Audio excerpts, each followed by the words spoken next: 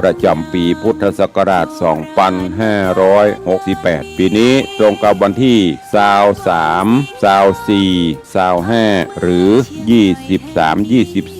24 25 เดือนมิถุนายนการนี้ก็จะมีกิจกรรม3 วัน 3 คืนนี้ก็คือเปิดโอกาสให้ญาติโยมทั้งหลายได้ใส่ขันดอก108บูชาคุณพระรัตนตรัยแก้วเจ้าพระพุทธพระธรรมพระสงฆ์หรือบูชาคุณหลวง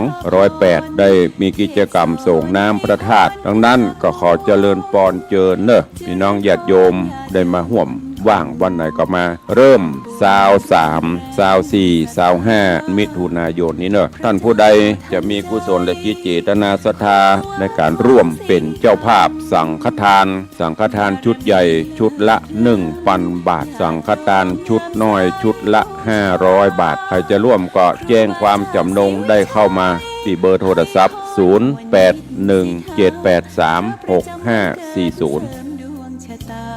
ให้อาหารปลาหน้าวัดสุขใจเชิญรวมบุญสงน้ำพระธาตุน้อมใจอภิวาทพุทโธเมนะโถขอเอาพระพุทธเจ้าเป็นที่พึ่งอันประเสริฐธัมโมเมนะโถขอเอาพระธรรมเป็นที่พึ่งอันประเสริฐสังโฆเมนะโถขอเอาพระสงฆ์เป็นที่พึ่งอันประเสริฐนะโมตัสสะภะคะวะโตขอนอบน้อมแด่พระผู้มีพระภาคเจ้าพระองค์นั้นอรหัตโตซึ่งเป็นผู้ไกลจากกิเลสสัมมาสัมพุทธัสสะตรัสรู้ชอบได้โดยพระองค์เองขอเจริญสุขเจริญพรต่อญาติต่อโยมท่านผู้ฟังทั้งหลายทุกท่านทุกคนวันนี้รายการธรรมะก่อนนอนก็มาพบกันอีกเช่นเคยณทางสถานีวิทยุคลื่น 104.50 ทำการออกอากาศณที่วัดฝายหินตำบลสุเทพอำเภอเมืองจังหวัดเชียงใหม่ในรั้วมหาวิทยาลัยเชียงใหม่อาตมาภาพตัวเจ้าวัดหนองตองหางดงจังหวัดเชียงใหม่องค์นี้มาพบกับญาติกับโยมเป็นประจำทุกวันอังคารตั้งแต่เวลาเดี๋ยวนี้เป็นต้นไปเป็นเวลา1 ชั่วโมงนะที่เรามาพบกัน1 ชั่วโมงโดยประมาณก่อนอื่นนั้นอาตมาภาพต้องขอกล่าวคำว่าอนุโมทนาต่อญาติต่อโยมทุกท่านทุกคนทุกสารทิศที่ได้ติดตามฟังรายการนี้มาด้วยดีตลอดขอบใจมากๆขอบใจตาโยมทุกคนเป็นอย่างยิ่งถ้าไม่มีโยมธรรมะก็ไร้ค่าเทศนาออกไปไม่มีใครรับไม่มีใครฟังก็หมดค่าเสียทั้งเวลาอีกนะเสียค่าไฟเสียค่าอะไรจิปาถะท่านทั้งหลายได้ให้การสนับสนุนได้ช่วยกันรักษาศาสนธรรมคำสอนในทางพุทธศาสนาจากองค์แห่งธรรมกถึกอย่างอาตมาภาพนำธรรมะมาพูดให้ญาติโยมฟังทางสถานีวิทยุแห่งนี้ญาติโยมก็รับฟังกันก็เรียกว่าอย่างน้อยให้กำลังใจแก่ทุกเจ้าก็โยมนำสิ่งที่ฟังไปปฏิบัติและบอกให้คนอื่นได้รับรู้ได้ฟังได้ปฏิบัติก็เป็นการเผยแผ่ธรรมะร่วมกัน รรมะขององค์สมเด็จสัมมาสัมพุทธเจ้าเป็นธรรมาธิปไตยเอาธรรมเป็นใหญ่เอาความถูกต้องเป็นสิ่งที่ดีเป็นสิ่งที่ถูกต้องเพราะธรรมะของพุทธเจ้านั้นเป็นสัจจะเป็นของจริงเป็นอมตะเป็นสิ่งไม่ตาย 2,500 กว่าปีเป็นมาอย่างใดก็มีอยู่อย่างนั้นไม่มีการล่มสลายแต่บางท่านบางคนญาติโยมเมื่อได้ยินได้ฟังได้รู้ได้เห็นว่าผู้ที่นำธรรมะมาเผยแผ่นั้นประการสำคัญนักบวชคือตุเจ้าพระเนนเนี่ยได้ทำอะไรผิดศีลผิดธรรมผิดพระวินัยโยมทุกคนก็มักจะคิดว่าพุทธศาสนาเสื่อมแล้วธรรมะเสื่อมแล้วศีลธรรมเสื่อมแล้วเพราะพระพวกนี้ทำให้ศีลธรรมเสื่อมเสียญาติโยมท่านผู้ฟังพระพุทธเจ้าไม่ได้เสื่อมพระธรรมไม่ได้เสียพระวินัยก็ไม่ได้เสื่อมเสียใดๆทั้งสิ้นยังเป็นอมตะธรรมยังเป็นสัจธรรมอยู่ตลอดเวลาสิ่งที่เสียนั่นคือตัวบุคคลตัวเองทำให้ตัวเองเสื่อมเสียพระพุทธพระธรรมพระสงฆ์พระวินัยนั้นไม่ได้เสียญาติโยมเพราะมีมาตั้ง 2,500 กว่าปีที่เราทั้งหลายได้บริโภคข่าวต่างๆตาได้เห็นหูได้ยินได้ฟังนั่นนะมันทำให้เกิดอารมณ์ความผิดหวังเกิดขึ้นกับญาติกับโยมบางคนถึงพูดว่าไม่อยากจะเข้าวัดไม่อยากจะไปทำบุญให้ทานรักษาศีลไม่อยากจะฟังเทศน์ฟังธรรมแล้วบางคนก็ด่ามายิ่งกว่านั้นว่า 2-3 ปีพระสงฆ์องค์เด่นคงไม่มีคงจะเหลือแต่วัดเป็นวัดร้างหมดคิดกันไปอย่างนั้นพุทธศาสนานี่ไม่ล่มไม่อันตรธานไม่สูญหายเพราะว่าหลักในทางพุทธศาสนาเป็นของจริงเป็นของอมตะนั่นเป็นเรื่องของบุคคล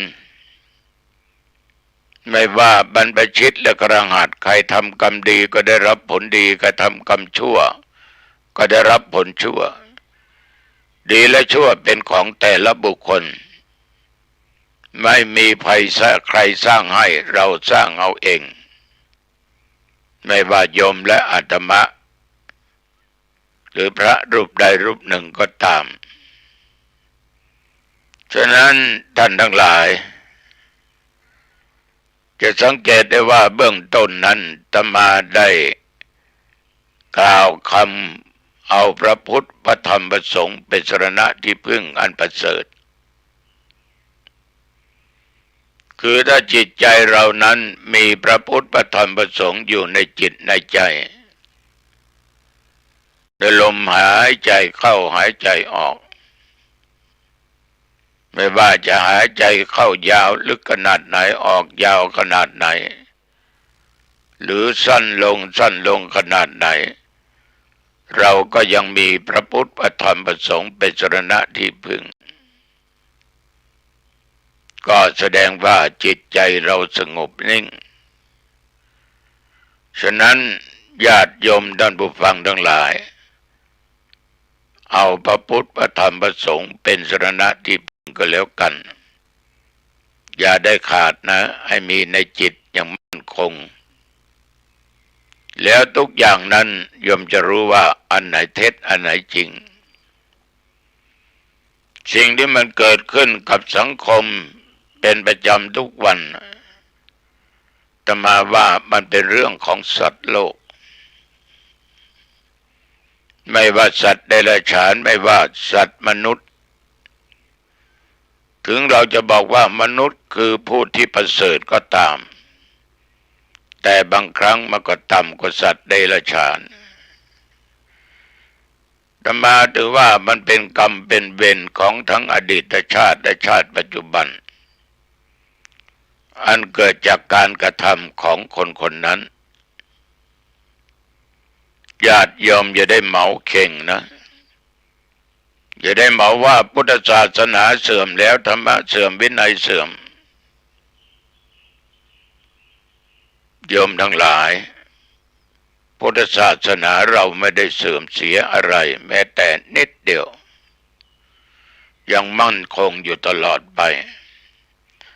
ยังเป็นสัจจะทำดีได้ดีทำชั่วได้ชั่วแต่วิบากกรรมของคนนั้นมันสร้างมาไม่เท่ากันฉะนั้นญาติโยมบางคนรู้ว่าทำแล้วเป็นกรรมชั่วเป็นสิ่งไม่ดีรู้ทุกคนแหละไม่ว่าโยมและอาตมาก็รู้แล้วทำไมถึงทำก็มันกรรมเวรมันมาทันตาเห็นเมื่อตาเห็นตัณหามันก็เกิดขึ้นความอยากมันก็เกิดขึ้นในกามตัณหาภวตัณหาวิภวตัณหามันจะไม่ได้มองไปถึงสิ่งที่กระทำว่าผิดหรือถูกเพราะตัวกิเลสตัณหาเขาครอบงำในด้านจิตใจศรัทธาสาธุชนญาติโยมเหมือนเวลาขณะนี้โยมนั่งฟังธรรมะจากพระเจ้าวัดหนองตองหูโยมได้ยินได้ฟังแต่ถ้าฟังแล้วก็ผ่านไปโดยไม่ได้เก็บไปคิดตรึกตรองพิจารณาดีนำเป็นข้อปฏิบัติมันก็หายแต่ฟังแล้วเก็บนำไปคิดตรึกตรองพิจารณานำปฏิบัติธรรมะไม่ได้หายพุทธศาสนาก็ไม่ได้หายไปไหนหรืออย่าบ่นว่าไม่อยากจะทำบุญอีกไม่อยากจะเข้าวัดไหว้พระสวดมนต์ฟังเทศน์ฟังธรรมอีกอย่าคิดอย่างนั้นท่านทั้งหลายธรรมะไม่มีการเปลี่ยนแปลงพุทธะตื่นอยู่ตลอดเวลาเบิกบานอยู่ตลอดเวลาไม่มีการเปลี่ยนแปลงใดๆทั้งสิ้นพระสงฆ์ท่านก็ยังเป็นพระสงฆ์อยู่ญาติโยมแต่สงฆ์นั้นมีสงฆ์ทั้งสมมุติสงฆ์และอริยสงฆ์พระอริยสงฆ์คือพระตั้งแต่โสดาบันขึ้นไปสกิทาคาอนาคาอรหันตาเหล่านี้เป็นต้นเป็นอริยสงฆ์สมมุติสงฆ์ก็อย่างพระสงฆ์ทั่วไปที่ท่านกำลังศึกษาร่ำเรียนกำลังปฏิบัติแต่อย่างว่าถ้ากรรมเวรมาถึงมาทันมันก็แฉลบไปลงข้างทางนะทั้งที่รู้ว่ามันไม่ถูกต้องแต่ก็ทำนั้นกันเป็นกรรมเวรของแต่ละบุคคลญาติโยมไม่ต้องไปคิดไม่ต้องไปซีเรียสกับสิ่งเหล่านี้ไม่ต้องไปทุกข์กับสิ่งเหล่านี้เรื่องของสงฆ์นั้นถ้าองค์เดียวนี้เขาเรียกว่าบุคคล2-3 องค์เรียกว่าคณะ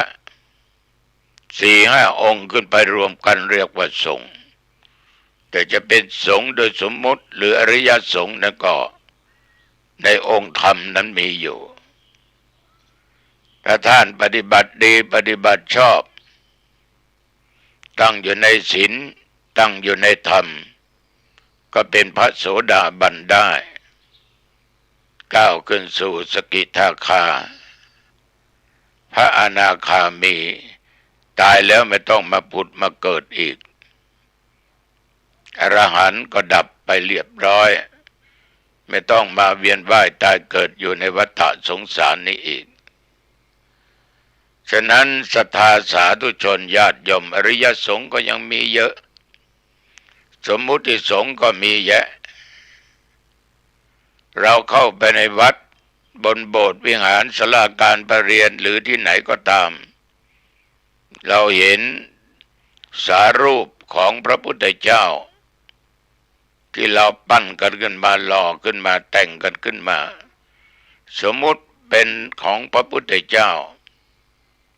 โยมสังเกตเวลาเรากราบเราไหว้นั้นเรานึกถึงพระคุณของพระพุทธเจ้าธรรมคุณสังฆคุณเราไม่ได้ยึดเพียงแต่สารูปไม่ได้ยึดเอาในตำรับตำราไม่ได้ยึดในตัวบุคคลเรายึดถึงพระคุณอย่างเราสวดกันบทอิติปิโสนั่นแหละเรารำลึกถึงคุณแห่งพระพุทธเจ้าสวากขาโตเราก็ระลึกถึงคุณแห่งพระธรรมสุปฏิปันโนระลึกถึงคุณแห่งพระสงฆ์ท่านทั้งหลายอาตมาก็สวดเป็นประจำทุกเช้าแล้วก็ยังแปลให้ญาติให้โยมทั้งหลายได้ฟังเพื่อนำไปคิดนำพิจารณาอีกเหมือนกับบทที่ว่าอรหังสัมมาสัมพุทโธภควาเราก็แปลว่าพระผู้มีพระภาคเจ้าเป็นพระอรหันต์พระเจ้าเป็นพระอรหันต์ดับเพลิงกิเลสเพลิงทุกข์สิ้นเชิงก็แสดงว่าพระพุทธเจ้าดับแล้วซึ่งกิเลสอาสวะกิเลสทั้งหลายหมดไปในพระทัยของพระองค์จิตใจไม่มีโลภไม่มีโกรธไม่มีหลงไม่มีกามราคะตัณหาไม่มีภวะวิภวะตัณหาใสสะอาดบริสุทธิ์ผุดผ่องเหมือนปุ๋ยฝ้ายไม่มีอะไรมาแปดเปื้อนนั่นคือดับแล้วซึ่งเพลิงแห่งกิเลสทั้งหลายอย่างสิ้นเชิง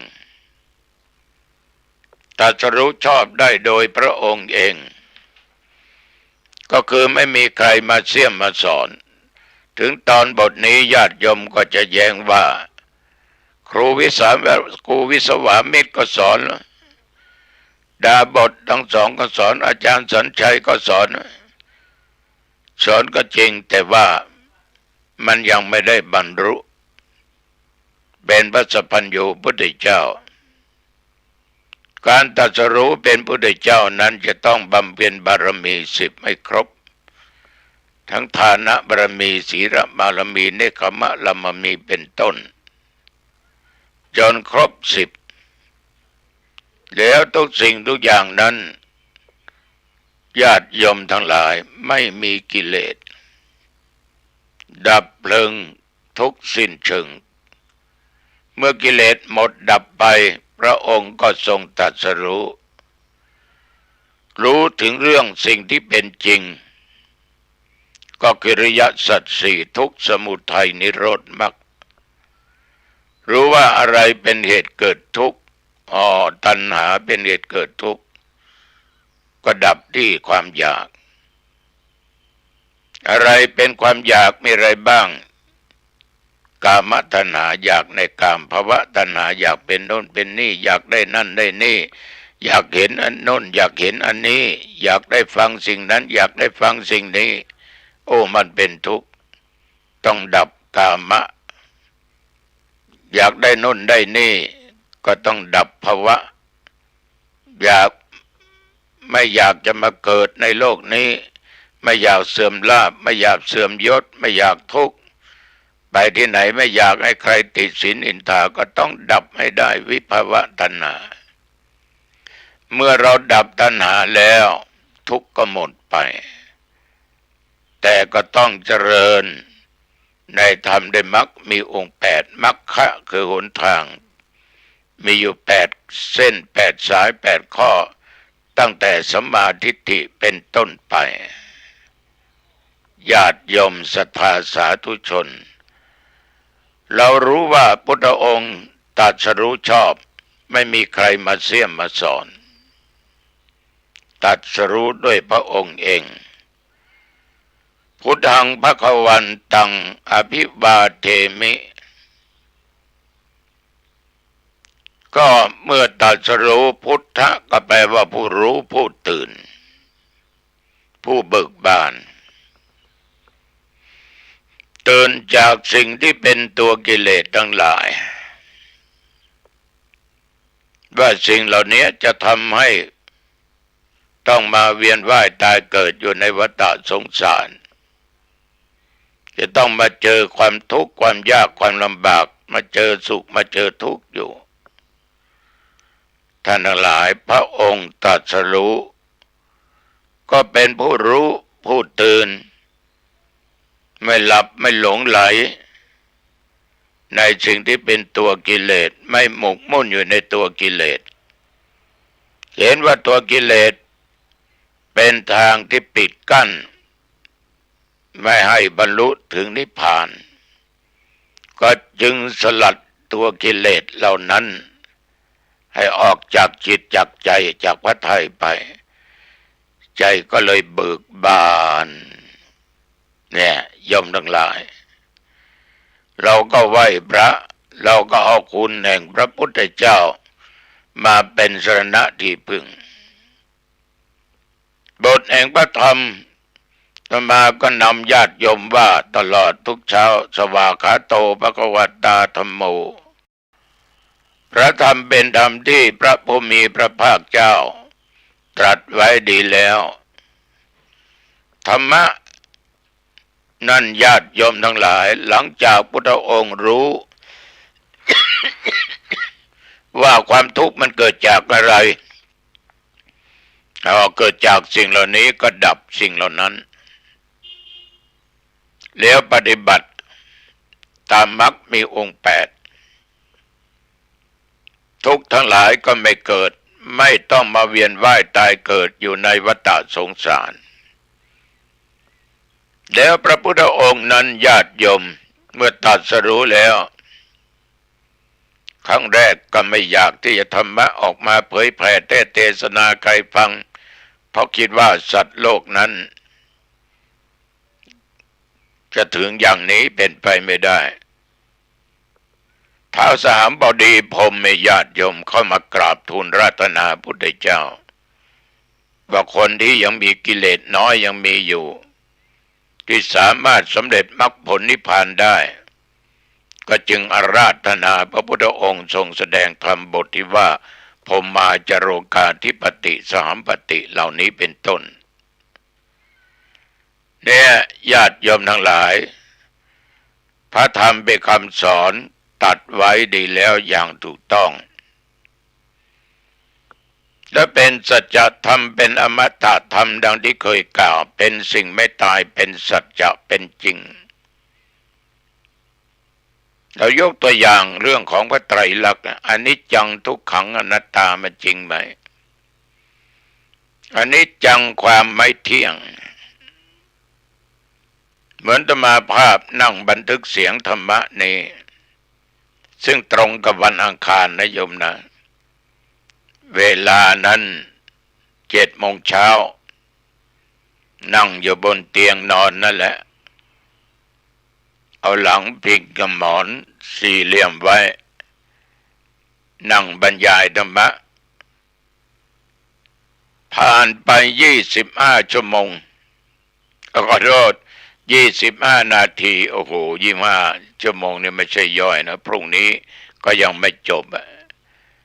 25 นาที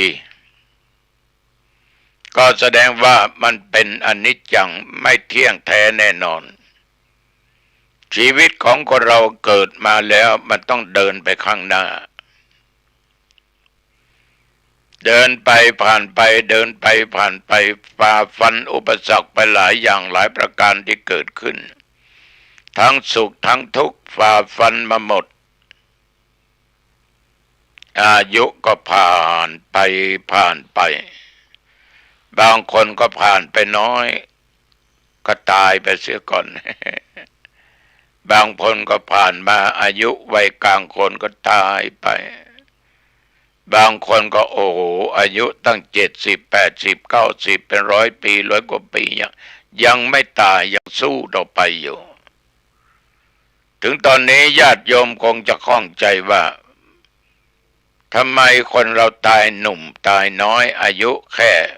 ไม่สักเท่าไรก็ตายก็มันเป็นกรรมเป็นเวรของแต่ละบุคคลมันกำหนดมาแล้วอย่างนั้นเราฝืนไม่ได้บางคนอายุมั่นขวัญยืนแต่ทุกข์ทรมานอยู่ก็เยอะ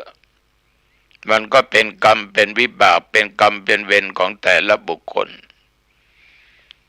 คือมันเป็นสัจจะมันเป็นความจริงเกิดแล้วก็ต้องแก่นะ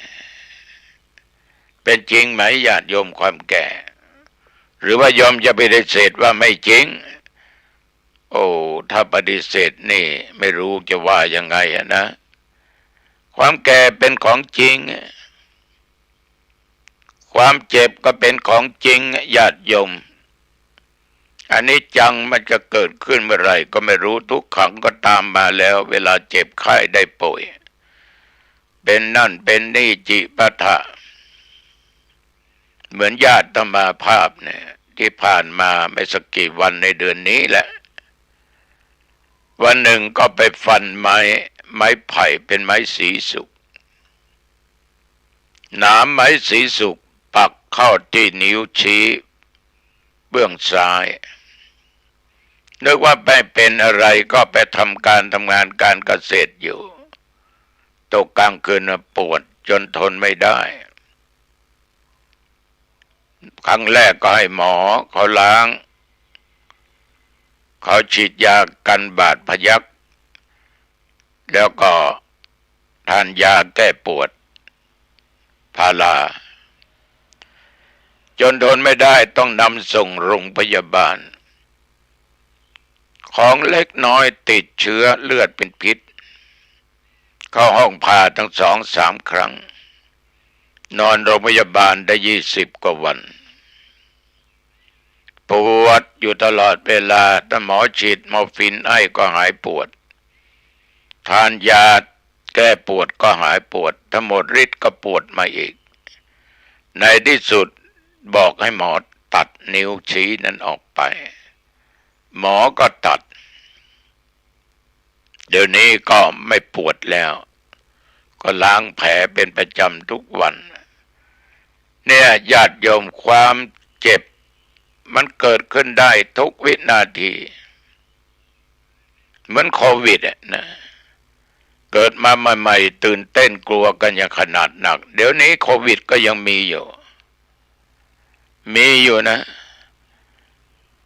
ในประเทศไทยคนติดโควิดเป็นหมื่นเป็นแสนก็ตายไปหลายคนแต่เรารู้วิธีการป้องกันมันเราก็ไม่กลัวนะเนี่ยเกิดแก่แล้วก็เจ็บปวดนั่นปวดนี่เหมือนธรรมาภาพนั่งตรงนี้ไม่ใช่ไม่ปวดนะโยมนะปวดแข้งปวดขาปวดบั้นเอวปวดไหล่เหมือนโยมนั่งฟังนี่ก็ปวดเหมือนกันนะมันเป็นทุกขเวทนามันเป็นสิ่งที่เป็นจริงไม่ว่าหญิงและชายจะมั่งมีสีสุขมีเงินมีทองร่ำรวยขนาดไหนเรื่องโรคภัยก็เจ็บใครหนีไม่พ้นซื้อไม่ได้แต่พอทุเลาได้ขอผ่อนได้ไหมคุณจะผ่อนก็ผ่อนไปหาหมอก็หายก็ออกโรงพยาบาลไม่นานก็เป็นอีกในที่สุดญาติโยมโรคภัยก็เจ็บก็เป็นของจริงเป็นธรรมชาติไม่ว่าโยมและธรรมาพระครูบาทั้งหลายตนบุญทั้งหลายมีเวทมนต์ทั้งหลายยังเข้าโรงพยาบาลหลวงพ่อหลวงลุงหลายองค์เนี่ยเก่งนักเก่งหนาเนี่ยดูเมื่อดูหมอบอกโยมเป็นโน่นโยมเป็นนี่ต้องแก้ด้วยอันนี้บูชาเทียนเอาน้ำมนต์ไปอาบดื่มน้ำมนต์ก็จะหายท่านเจ้าหมอทั้งหลายพระคุณเจ้าทั้งหลายและโยมทั้งหลายก็ยังเจ็บในที่สุดก็ยาตัวเองไม่ได้เหมือนหมอเหมือนแพทย์ ผ่าตัดคนอื่นได้แต่ผ่าตัดตัวเองไม่ได้ตัวเองเป็นตัวเองตายหมอตายกับโควิดไปกี่คนละโยมลองคิดดูโรคไตโรคตับแข็งโรคความดันโลหิตสูงโลหิตแรงจนเกินไปแตกเป็นอัมพฤกษ์ประพาสก็เยอะหมอแพทย์เขาตัวเจ้าก็เยอะแยะเป็นเกจิอาจารย์แต่มันหนีเรื่องแก่เรื่องเจ็บไปไม่พ้นในที่สุดมันก็ต้องตายนั่นแหละเป็นสัจจะเป็นอมตะเป็นของจริงเหมือนอาตมาและญาติโยมเนี่ยเราก็แก่ไปผ่านไปในที่สุดไปถึงแห่งที่สุดก็คือความตายมันเป็นสัจธรรมมันเป็นอมตะแต่ว่าเราจะตายเมื่อไหร่เราไม่สามารถจะรู้ได้นอกจากพระพุทธเจ้าปรงอายุสังขารได้ญาติโยมฉะนั้นความตายมันก็คลืบคลานเข้ามาใกล้เข้ามาทุกขณะธรรมะมันเป็นของจริงมันเป็นของจริงเพราะมันเป็นธรรมะที่พระพุทธองค์ทรงตรัสไว้ฉะนั้นเราจึงขอนมัสการกราบพระธรรมอยู่ตลอดนำพระธรรมเป็นข้อปฏิบัติสุปฏิปันโนภควโตสาวกสังโฆพระสงฆ์สาวกของพระผู้มีพระภาคเจ้าปฏิบัติลีแล้วสังฆังนามามิข้าพเจ้านอบน้อมพระสงฆ์ก็ดังพูดไปเมื่อกี้นี้สงฆ์โดยสมมุติสงฆ์ก็มีเยอะอริยสงฆ์ก็มีเยอะแต่เราไม่สามารถจะรู้ได้ว่าท่านองค์ไหนเป็นอริยสงฆ์เดี๋ยวนี้มันปะปนกันไปหมดโยมก็เรียกว่าพระองค์นั้นเป็นอริยสงฆ์เป็นพระอรหันต์ก็ยังบูชายันบูชาเทียนยังขายเครื่องรางของขลังกันอยู่ยังเป่าดังเสกกันอยู่พระพุทธเจ้าไม่มีมั้งเดี๋ยวโยมก็จะแย้งไม่ท่านพระครูเมื่อเหตุเกิดขึ้นเมืองเพสาลีไวสาลีที่5ลงนั้นนะพระเจ้าบอกให้พระอรหันต์เนี่ยไปสวดมนต์บทรัตนสูตรหรือพระปริตเนี่ยแล้วก็เอาไปล้างโรคหาทั้งหลายก็ได้หายไปญาติโยมท่านทั้งหลายอาตมาเคยพูดเหมือนกันสิ่งเหล่านี้ถ้าทำจริงทำจังมันก็สามารถกำจัดได้แต่ว่าจะวิเศษวิโสขนาดไหนก็ตามมหาโจรมีพระคาถาข้ามคงยิงไม่ออกแทงไม่เข้าในที่สุดถึงเวลาตายก็ตายแบบง่ายๆนะมีโยมคนหนึ่งไม้ผิวบาดนิ้วมือก็นึกว่าไม่เป็นไรผ่านไป1 คืนช็อกตายทนความเจ็บความปวดไม่ได้ฉะนั้นญาติโยมความตายก็เป็นอมตะเป็นอมตะเป็นอมตะจริงๆเป็นสิ่งที่ทุกคนหนีไม่พ้นเพราะมันเป็นความเป็นจริงกูไม่ตายไม่ได้กูไม่ตายกูไม่เป็นไรไม่มีแต่โยมบางคนอายุตั้ง100 กว่าปีก็มีเยอะนะไปถามบางคนสุขภาพดีนั่นก็น่าบุญของโยมเขาละบางคนอายุมากก็จริงนอนติดเตียงไปไหนมาไหนไม่ได้ทานอะไรก็ไม่ค่อยได้นะเดี๋ยวก็เข้าโรงพยาบาลออกโรงพยาบาลเข้าออกทรมานทรกรรมมันเป็นวิบากกรรมฉะนั้นญาติโยมเราไหว้พระสวดมนต์กันอยู่ทุกวันแล้วอาตมามักจะนำโยมพูดตลอดว่าตลอดนะโมตัสสะภะคะวะโตขอนอบน้อมแด่พระผู้มีพระภาคเจ้า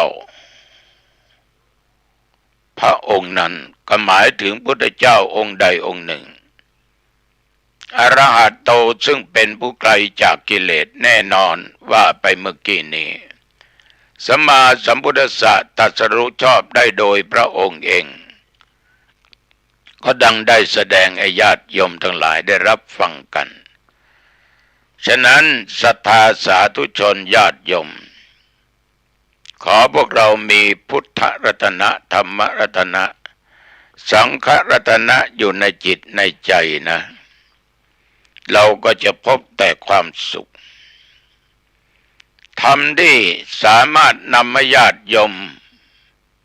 พ้นจากความทุกข์ถึงนิพพานได้ก็คือโพธิปักขิยธรรมธรรมอันเป็นฝ่ายของการตรัสรู้ถ้าเราบำเพ็ญปฏิบัติจนตรัสรู้หมดแล้วซึ่งอาสวะกิเลสทั้งหลายเหล่านั้นเราก็ถึงนิพพานได้การปฏิบัตินั้นก็มีหลายอาจารย์เกจิคืออาจารย์หลายๆคนแต่ละความคิดโยมบางคนก็ไปปฏิบัติในสำนักนั้นสำนักนี้เสียอย่างเดียวไปปฏิบัติแล้วก็ยังมาพูดจากันว่าสำนักมึงนะไม่ถูกของกูนี่มันถูกมึงเขาสอนอย่างไงกูเขาสอนอย่างนี้กูถูกกว่ามึงฉะนั้นกูไม่อยากไปที่สำนักของมึงกูมึงอยู่ยังมีอัตตาอยู่นะมีมานะมีทิฏฐิอยู่มากไปเที่ยวว่าคนโน้นไปเที่ยวว่าคนนี้หลายคนที่อาตมาภาพได้สัมผัสดูหลวงพ่อปฏิบัติไหมกูปฏิบัติหนูนี่ปฏิบัติหลายแห่งหลายที่จนได้ฌานแล้วเก่งนี่เราอานาปานสติได้ไป9 ขั้นแล้วเหลืออีกไม่สักกี่ขั้นก็จะสำเร็จโอ้โหมาอวดอีกมีมานะถ้าเราแย้งไปก็โต้แย้งมาบอกว่าเราพูดไม่ถูกเราเตือนสติอย่าโอ้อวดอย่าเป็นมิจฉาทิฏฐิอย่าเห็นผิดเป็นชอบโยมทั้งหลายการปฏิบัตินั้นนักปฏิบัติต้องใจนิ่งใจสงบใจเย็นปล่อยวางปรงวางให้ได้บางคนนี่ไปโอ้อวดรักษาศีล5อย่างนั้นรักษาศีล8เป็นอย่างนี้ฉันปฏิบัติมาได้ตั้งนานเห็นใครทำอะไรไม่ถูกใจไม่ถูกตาด่าอยู่เล่าขวนอยู่ติสินนินทาคนโน่นคนนี่อย่างนั้นอย่างนี้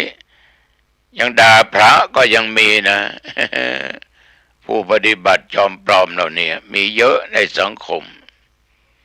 เรียกว่ามักโอ้มักอวดพองตัว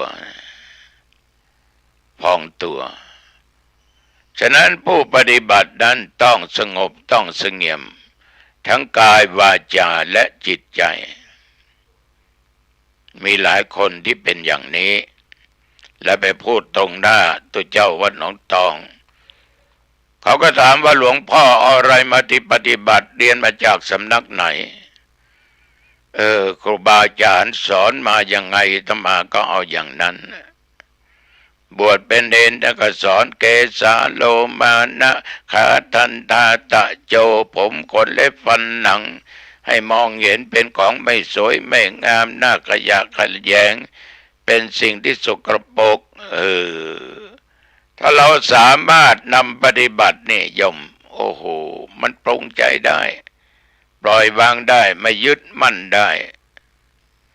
ไม่ว่าตัวกูได้นะเพราะถ้าเรามองเห็นแล้วมันก็เป็นดังอุปชาท่านสอนเราอาจารย์ท่านสอนเราผมขนเล็บฟันหนังเนี่ย5 อย่างกรรมฐาน5 ข้อเราก็สามารถกำจัดอย่างใดกำจัดอะไรได้บางสิ่งบางอย่างได้ในสติปัฏฐาน4นะก็เป็นโพธิปักขิยธรรมอีกข้อหนึ่งกายเวทนาจิตธรรม ก็คือการที่เราตั้งสติเนี่ยกำหนดพิจารณาสิ่งทั้งหลายให้รู้ตามความเป็นจริงว่ากายสักเป็นเพียงแต่ว่ากายไม่ใช่สัตว์บุคคลตัวตนเราเขาเรียกว่ากายานุปัสสนาเวทนานุปัสสนาเรามีสติกำหนดทุกขเวทนาสุขเวทนาอุเบกขาเวทนาคือเฉยเฉยไม่สุขไม่ทุกข์ว่าไม่ใช่สัตว์ไม่ใช่บุคคลไม่ใช่ตัวตนเราเขาเป็นเพียงแต่สักเวทนาเท่านั้นจิตก็เป็นเพียงแต่จิตไม่ใช่สัตว์บุคคลตัวตนเราเขาเรียกว่าจิตตานุปัสสนาธรรมารมณ์ต่างๆก็พิจารณาว่าธรรมารมณ์เหล่านี้ไม่ใช่ตัวเราไม่ใช่ตัวเขาไม่ใช่สัตว์บุคคลตัวเราเขาสาธุชนญาติโยมกายเวทนาจิตธรรมคือการมีสติทั้งนั้นนั่นก็เรียกว่าสติปัฏฐานฐานในกายเวทนาจิตธรรมเป็นฐานเราคิดว่าฐานเหล่านี้มั่นคงลองไล่ต้องใช้สติกำหนดดูว่ามันจะมั่นคงไหมมันเป็นตัวเราไหมมันเป็นตัวเขาไหมสิ่งเหล่านี้มันเป็นเพียงแต่สมมุติกายก็ไม่จีรังยั่งยืนเหมือนว่าเมื่อกี้เกิดแล้วก็แก่แล้วก็เจ็บแล้วก็ตายเวทนาเกิดได้ก็หายได้ก็เกิดได้ก็เป็นทุกขเวทนาก็ได้สุขเวทนาก็ได้หรืออุเบกขาเวทนาเฉยไม่สุขไม่ทุกข์จิตานุปัสสนาจิตญาติโยมเป็นผู้รับอารมณ์ต่างๆที่เกิดทางตาหูจมูกลิ้นกายตาเห็นรูปหูฟังเสียงลิ้นลิ้มรสกายสัมผัสท่านทั้งหลายสิ่งเหล่านี้เรานำมาพิจารณาว่ารูปเสียงกลิ่นรสการสัมผัสต่างๆนั่นนะมันมีให้ทั้งสุขมีทั้งให้ทั้งทุกข์ถ้ามันเป็นสุขจิตใจก็มัวหมองเศร้าหมองเพราะไปยึดมั่นอยากจะพบอยากจะเจออยากจะให้เกิดอยากจะรู้อยากจะเห็นอยากจะได้ยินได้ฟังความอยากก็เป็นตัวกิเลสถ้าสิ่งที่อยากมันไม่สมปรารถนามันก็ทุกข์ฉะนั้นท่านได้มองว่ามันเป็นความทุกข์กำจัดความทุกข์คือตัวความอยากออกไปคือตัวตัณหาธรรมอารมณ์ต่างๆที่เกิดขึ้นทางกายวาจาใจหรือเกิดจากตาหูจมูกลิ้นกายใจท่านทั้งหลายมันเป็นอารมณ์ในอิทธารมณ์อารมณ์ที่ชอบอนิทธารมณ์อารมณ์ที่ไม่ชอบมันจะเกิดขึ้นอย่างนี้ชอบหรือไม่ชอบท่านทั้งหลายมันทำให้เกิดทุกข์ได้สุขได้แต่สุขนั้นไม่นานมันเป็นความสุขจอมปลอมเป็นความสุขชั่วระยะเดี๋ยวมันก็กลายเป็นความทุกข์ตราบใดที่เรายังมีความอยากได้ยินอยากได้ฟังอยากเห็นอยากสัมผัสอยากได้ลิ้มรสอยากได้กลิ่นนั้นชอบกลิ่นนี้มันก็ทุกข์เกิดขึ้นได้ฉะนั้นได้สติปัฏฐานทั้งสี่นี้กายเวทนาจิตธรรมนั้นมันเป็นฐานให้เรานำมาคิดให้เรามีสติกำหนดให้เห็นว่าทุกอย่างสามอย่างเนี้ยสี่อย่างเนี่ยเป็นอนิจจังทุกขังอนัตตาถ้าเราขบให้แตกแยกให้ถูกในญาติโยมความหลุดพ้นคือความยึดมั่นถือมั่นมันจักไม่มี ไม่เป็นอัตตาเป็นอนัตตาไม่ใช่ตัวตนไม่ใช่สัตว์นั้นไม่ใช่ของเขาไม่ใช่ของเราก็เรียกว่าตัวกูตัวมึงมึงว่าให้กูกูต้องว่าให้มึงมันจะไม่มีฉะนั้นสิ่งเหล่านี้ตุเจ้าวัดหนองตองขอฝากไว้กับญาติกับโยมลองนำไปคิดพิจารณานะเอาละนะเห็นว่าพอสมควรแก่เวลาดึกแล้วนะ เข้าบ้านปิดประตูให้สนิทขึ้นบ้านปิดประตูหน้าต่างให้เรียบร้อยเก็บของมีค่าไว้อย่างดีสิ่งไหนสิ่งนี้ที่จะใช้พรุ่งนี้เอาไว้ที่เดินผ่านและเห็นมันจะเตือนความจำจักไม่ได้ลืมสิ่งที่ต้องใช้เรียบร้อยแล้วโยมจะทานอะไรก็ทานอาหารว่างหรืออาหารต่างๆทานแล้วก็ชำระร่างกายอาบน้ำล้างหน้าแปรงฟันนุ่งห่มใส่ผ้าที่โยมชอบสีอะไรชอบก็ใส่แล้วไม่อึดอัดสบายใส่นั้นอยากจะปะแป้งก็เอาเลยอยากจะทาครีมทาแล้วก็ทาเลยใครไม่เห็นหรอก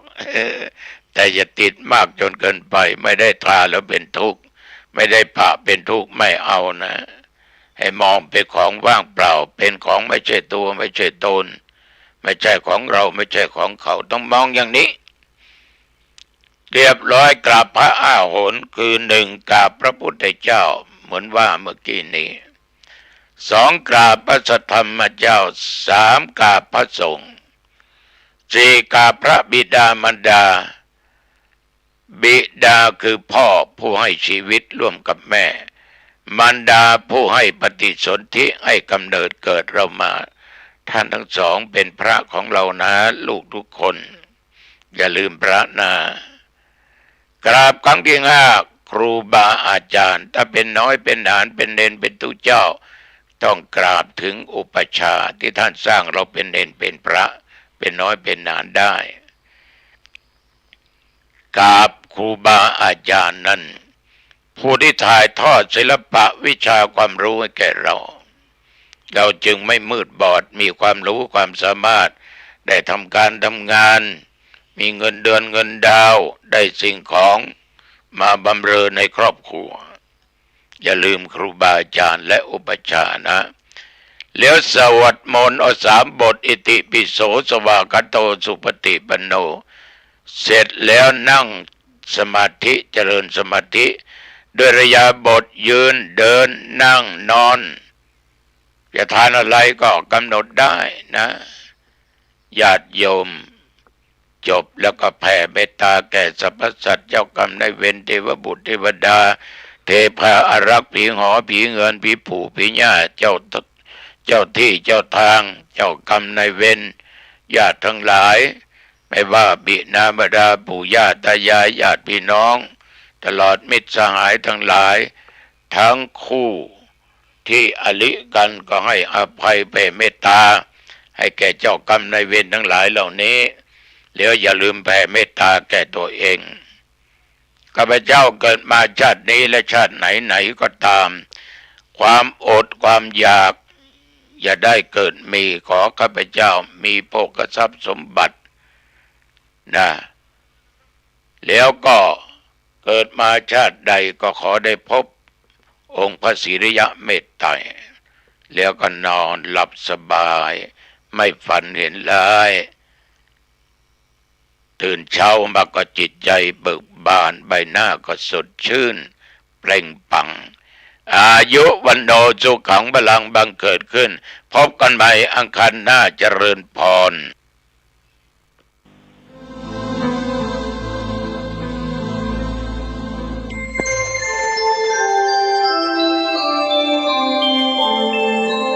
ขณะนี้ท่านกำลังฟังสถานีวิทยุกระจายเสียง FM 104.5 เมกะเฮิรตซ์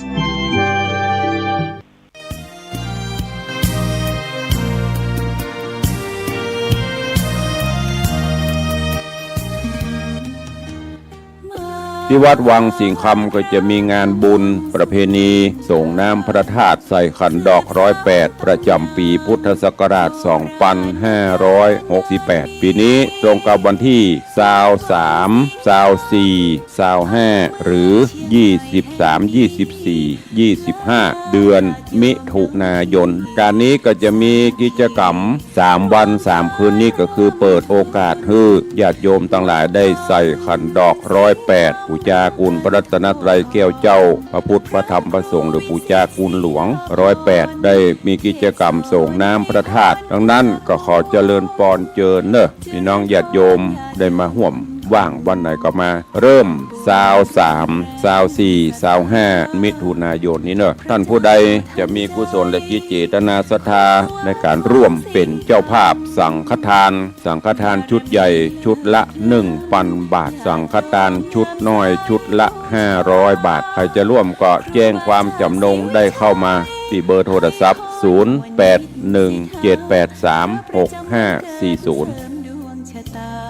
ให้อาหารปลา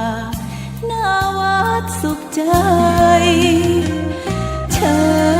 ญรวมบุญสงน้ำพระธาตุน้อมใจอภิวาท ข่าวสารเพื่อการประชาสัมพันธ์ขอเชิญชวนผู้ใจบุญใจกุศลร่วมทำบุญทอดผ้าป่าสามัคคีประจำปีพุทธศักราช 2568 เพื่อบูรณะวิหารปูพื้นกระเบื้องไวนิลตารางเมตรละ 699 บาทจำนวน 150 ตารางเมตรทำโครงเหล็กป้องกันนกรอบวิหารราดพื้นเททรายล้างหน้าวิหารราวบันไดเหล็กสแตนเลสทาสีรอบวิหารเปลี่ยนระบบไฟฟ้าปรับปรุงทัศนียภาพวิหารบูรณะปฏิสังขรณ์ถาวรวัตถุภายในวัดทอดถวายณวัดดอนตันตำบลเหมืองแก้วอำเภอแม่ริมจังหวัดเชียงใหม่ตรงกับวันเสาร์ที่1พฤศจิกายนพุทธศักราช 2568 ช่วงเช้า 9:39 นาทีเป็นต้นไปก็ขอเชิญชวนศรัทธานักศีลนักบุญทั้งหลายร่วมงานบุญทอดผ้าป่าสามัคคีครั้งนี้เพื่อบูรณะวิหารปูพื้นกระเบื้องไวนิลรวมไปถึงทำโครงเหล็กป้องกันนกรอบวิหารราดพื้นเททรายร้างหน้าวิหารราวบันไดเหล็กสแตนเลสทาสีรอบวิหารเปลี่ยนระบบไฟฟ้าปรับปรุงทัศนียภาพวิหารบูรณะปฏิสังขรณ์ถาวรวัตถุภายในวัดดอนตันตำบลเหมืองแก้วอำเภอแม่ริมจังหวัดเชียงใหม่เสาร์ที่1พฤศจิกายน 2568 นี้เชิญท่านร่วมงานร่วมบุญร่วมบริจาคได้บุญได้กุศลโดยทั่วหน้ากัน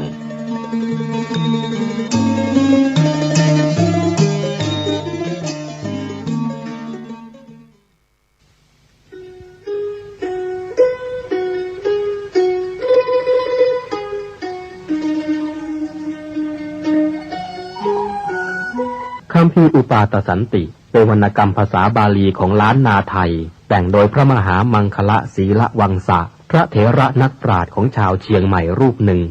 ในสมัยของพระเจ้าสิริธรรมจักรวรรดิลกราชาธิราชหรือพระเจ้าติโลกราชรัชกาลที่11แห่งราชวงศ์มังรายเป็นพระคาถาล้วนจำนวน271คาถาคัมภีร์นี้เป็นที่รู้จักกันแพร่หลายในหมู่ชนชาวล้านนามาแต่โบราณกาลทั้งพระสงฆ์สามเณรและชาวบ้านพากันสวดและฟังอุปาทสันติเพื่อกลับความร้ายให้กลายเป็นความดีมีคำเล่าว่าสมัยที่ท่านแต่งอุปาทสันตินั้นที่เชียงใหม่มีโจรผู้ร้ายและคนอันธพาลชุกชุมผิดปกติมีเหตุร้ายและสิ่งกระทบกระเทือนอยู่เสมอพระมหาเถระศีละวังสะจึงให้พระสงฆ์สามเณรและประชาชนพากันสวดและฟังอุปาทสันติเพื่อสงบเหตุร้ายทั้งมวลที่เกิดขึ้นในเมืองคณะสงฆ์วัดราชภาติการามกรุงเทพมหานครได้นำบทสวดอุปาทสันติคาถาสวดถวายแด่พระบาทสมเด็จพระเจ้าอยู่หัวภูมิพลอดุลยเดชมหาราชเนื่องในวโรกาสฉลองกาญจนาภิเษกเป็นครั้งแรกณเสนาสนะป่าสิริวัฒนวิสุทธิ์อำเภอท่าตะโกจังหวัดนครสวรรค์จึงขอเชิญชวนพุทธศาสนิกชนคนไทยทุกท่านได้ร่วมกันสวดพระคาถานี้ถวายเป็นราชสักการะบูชาแด่พระบาทสมเด็จพระเจ้าอยู่หัว ในวโรกาสอันเป็นมหามงคลครั้งนี้และเพื่อยังความสุขสงบอันยิ่งใหญ่ให้แก่แผ่นดิน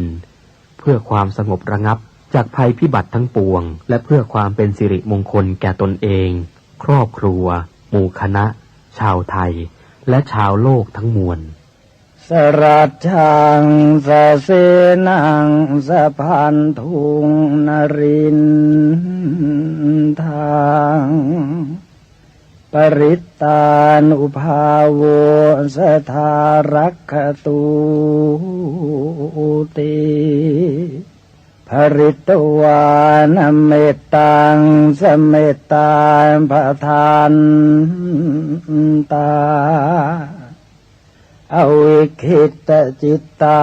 ปริตตังพนันตุ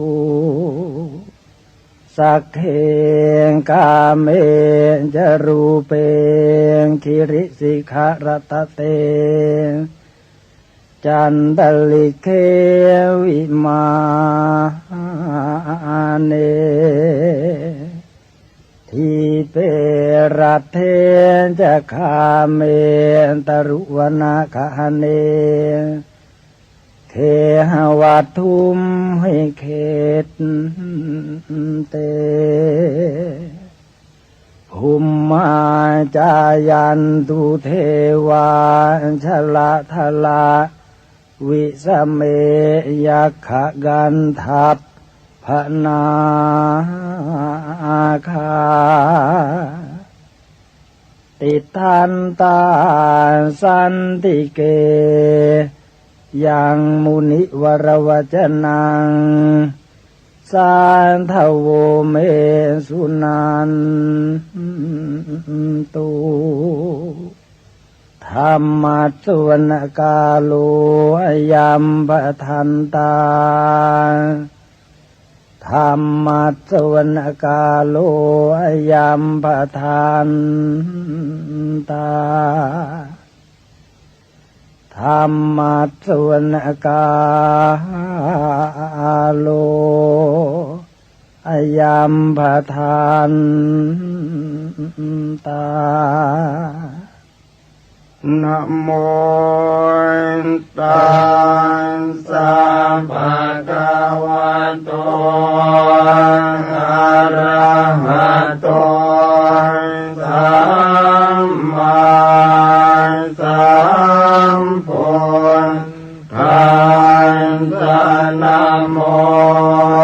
ตัสสะภะคะวะโตอะระหะโต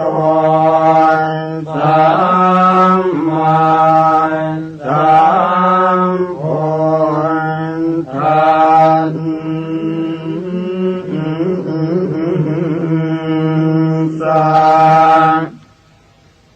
นะโมตัสสะภะคะวะโต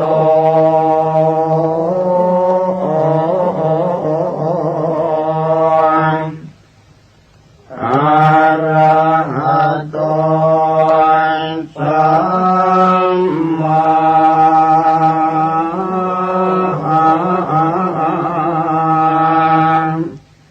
สั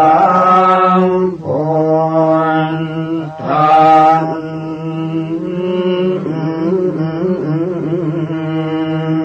สะสุตุทัสโสอายังธัมโมโลกันตังขินาเทสิโตมหาสันติกโรโลเกสัมปสัมปันติตายโกสัมภูปันตุปัสสมโนพุทธยังคณิวารโนอาการมันจุสมโนโสกโรกวินาสโนปราจังกัปปม มันตโนรัญโยวิจยวันตโนสัมปันนิทหโรสันโตธรรมังวังคามิปุตตะโตวันตุตยานสโยยันตสังวันเนติคุณโนตเมตันสตันตสุขาโรกายโสติโยโหติสัมปทาตันหังกโรมหาเวโรสัมปโลกานุกรรมปังโกวันตสังสารกรรมโนสัมปกรรมตโตสัทธาสัมภาภิกขุสัมภวินโทสัมปเทวะคารวตโมสัมภาสวะคาริกิโนตตาโสทิงกโรตุโนวรรังคณสัมปันโนเมตังกโรมหามุนิจุตินตโรมหาสิริสุวรรณกิริสันนิโพธิพรุปมหากายโยมหานาโทมหาพโลมหาการุณิโกสัทธามหาสันติงกโรตุโนมหาโมหตมังหันตวายโยนาโทสรนังกโรเทวาเทวมนุสานังโลกานันจะหิตังกโรพยามาปภาภิรุจิตโตนิโครตปริมันทโลนิโครตปังกปิมโพนโทสัทธาโสทิงกโรตุโนอาสิติรตโนเพโตติปังกโรมหามุนิปปานิทาวเตตันสถาเนทวาทัสโยจันเนวาสัตตะสหัสสานิตตวานโนเกวินายโกโลกาโลกตโรสันทาสัทธาโสติงกโรตุโนอัฏฐาสิติหันตุเปโตโกนทันโยนามนายโกสัมปธรรมเมหิอัสสมโมสัมภปารมิตาคัมโมวัสสัสตสหัสสานิอายุตัสสมเหสิโนโมเจตุโสสัมภปยาสัทธาโสติงกโรตุโนอัฏฐาสิติรตนานิอาจุกโตจุตินทโรมังกโลนามาสัมพุทโธนาวุติสหัสสายุโกจัปปันนรังสิโยทัสสะหัสสะโลกธาตุโยภรันตาตาสัจจาเทติเอสะโสทิงกโรตุโนนาวุติรตโนเปโตสุมโนนามนายโกกัญจนาจรสังกาโสนาวุติสหัสสายุโกอุเปโตปุณฑกุณเนหิสา ปสันตหิเตสโกกโรตุโนมหาสันติงอารกยัญจะสุขังสกาอสิติรัตโนเพโทสัตติสหัสสะอายุโกเรวโตนามาสัมพุทโตสัมภโลกุตตโรมุนิตาสัสริเรเนพัตตาปภามาลาอนุตตราปรันตายโยชเนนิจังสัทธาโสทิงกโรตุโนโมปิโตนามาสัมพุทโตนาวุติสหัสสายุโกสังสารสังกเรสันเตภะหุโมเจติทุกขโตอันตปัญญาสารตนังอาจุกโตมหามุนิโอภาเสติติสาสัมภาสัทธาโสติงกโรตุโนอโนมัทานสิสามพุทโธเตชันสิทุรติกัมโมอันตปันนาสรตโนโอภาเสนโตสเทวเกนิพพานปาปะโกโลเกวัสสัสตสหัสสายุกโรตุโนมหาสันติงสุขิตาจะมยังสัทธาปทุโมนามาสัมพุทโธโลกเจโทนราสะโพอันตปัญญาสารตโนอาทิตโยววิโรจติวัสสัสตสหัสสานิอายุตัสสะมเหสิโนโส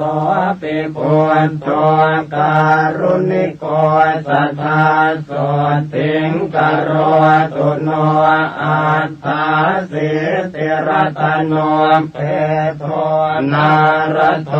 สัมปตามโต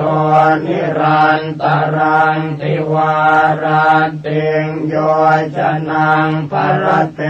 ปภานาวติวันสสหัสสานิทัตวาโลเกวินายโกโมเจติทุกขโต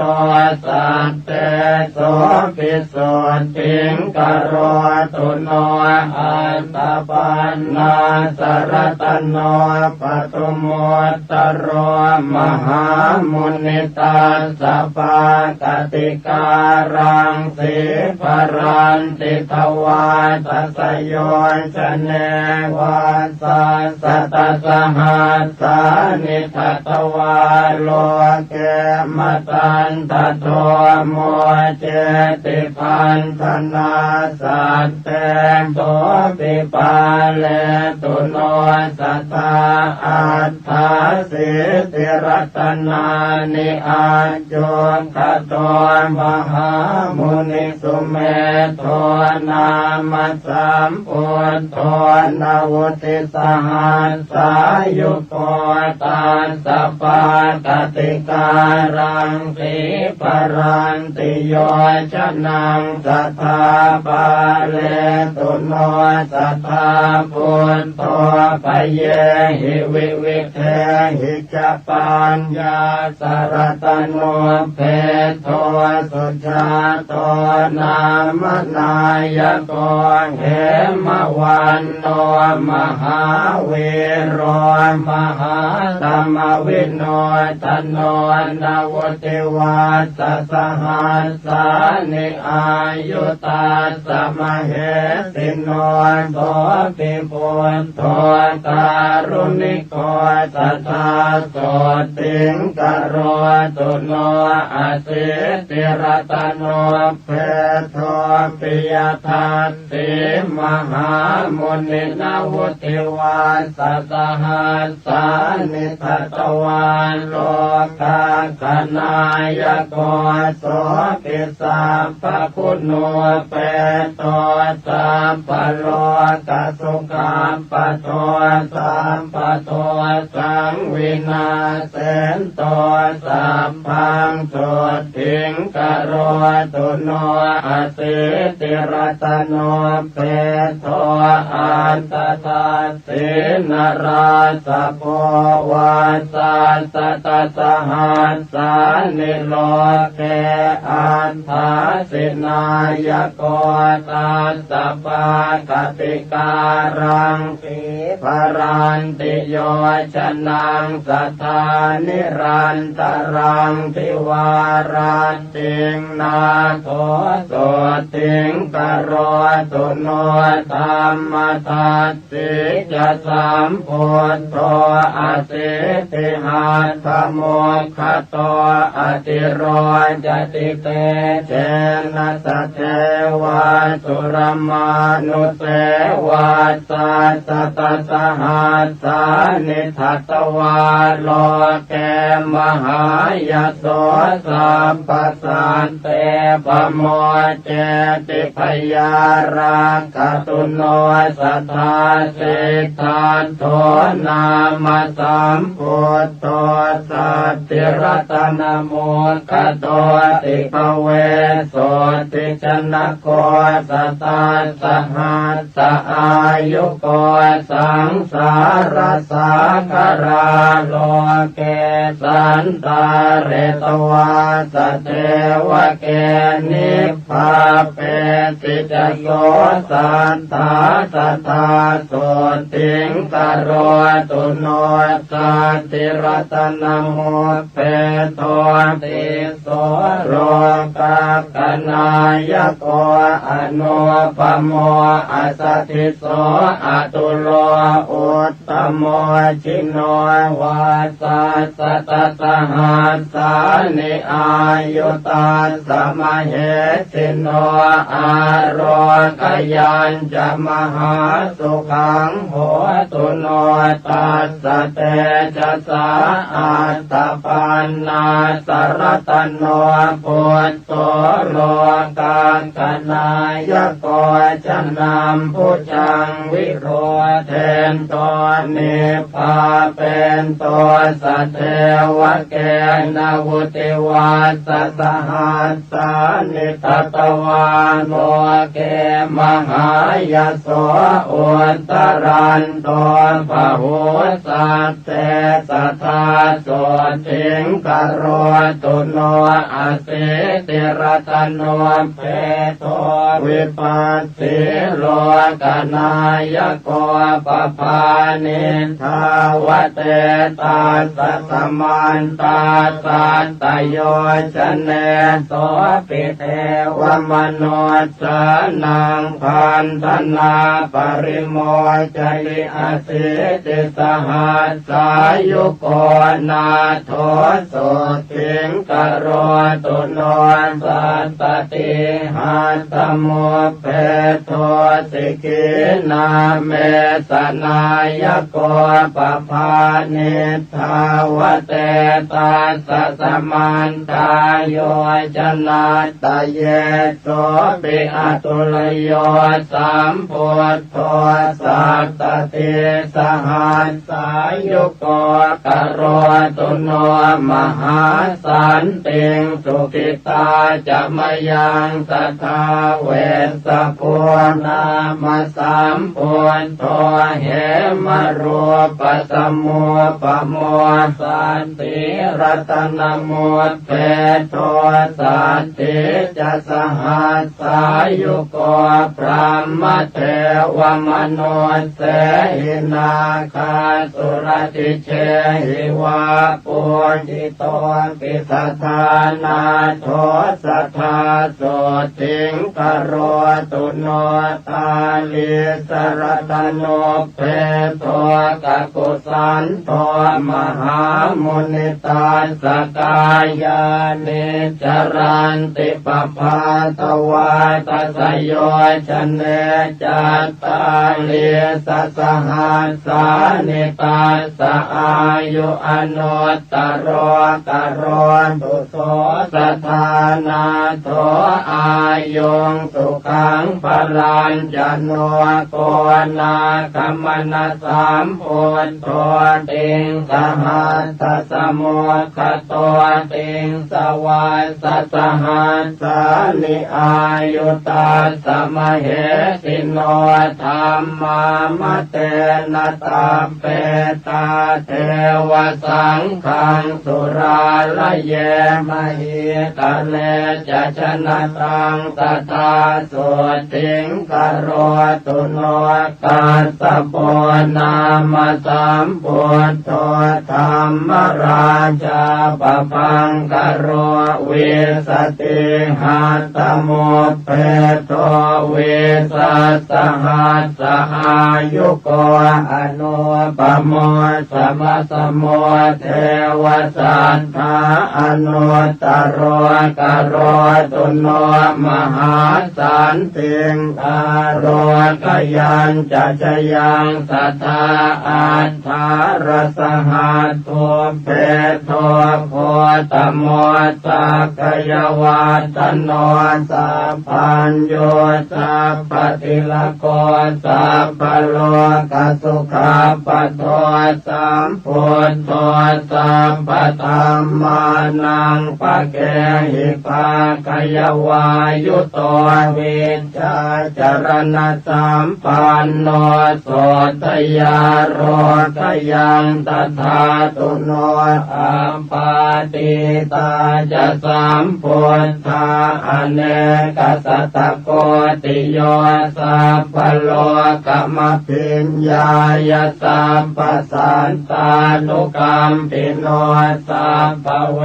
รพยาติตาสัพพโลกสุขาปทานสัพพโท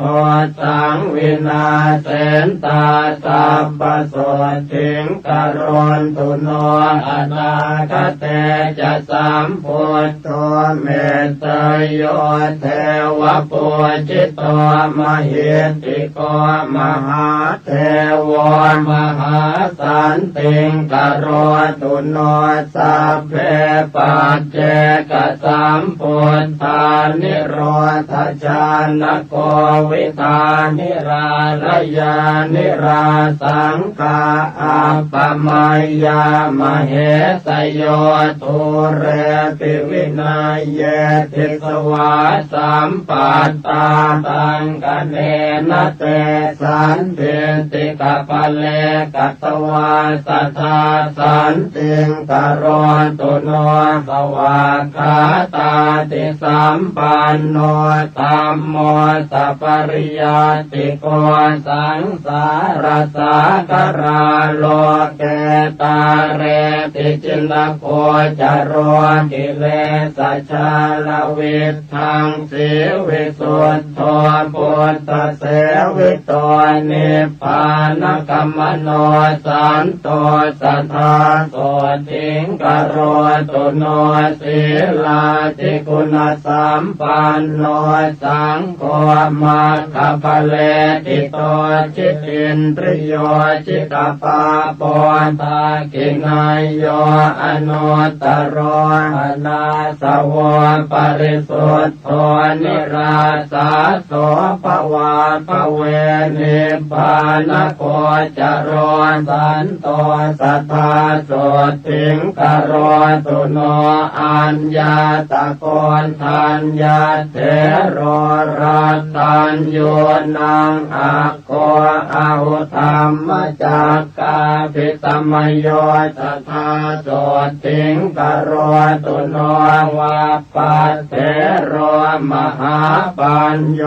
มหาตมวิโนทโนมหาสันติกโรโลเกมหาสันติงกโร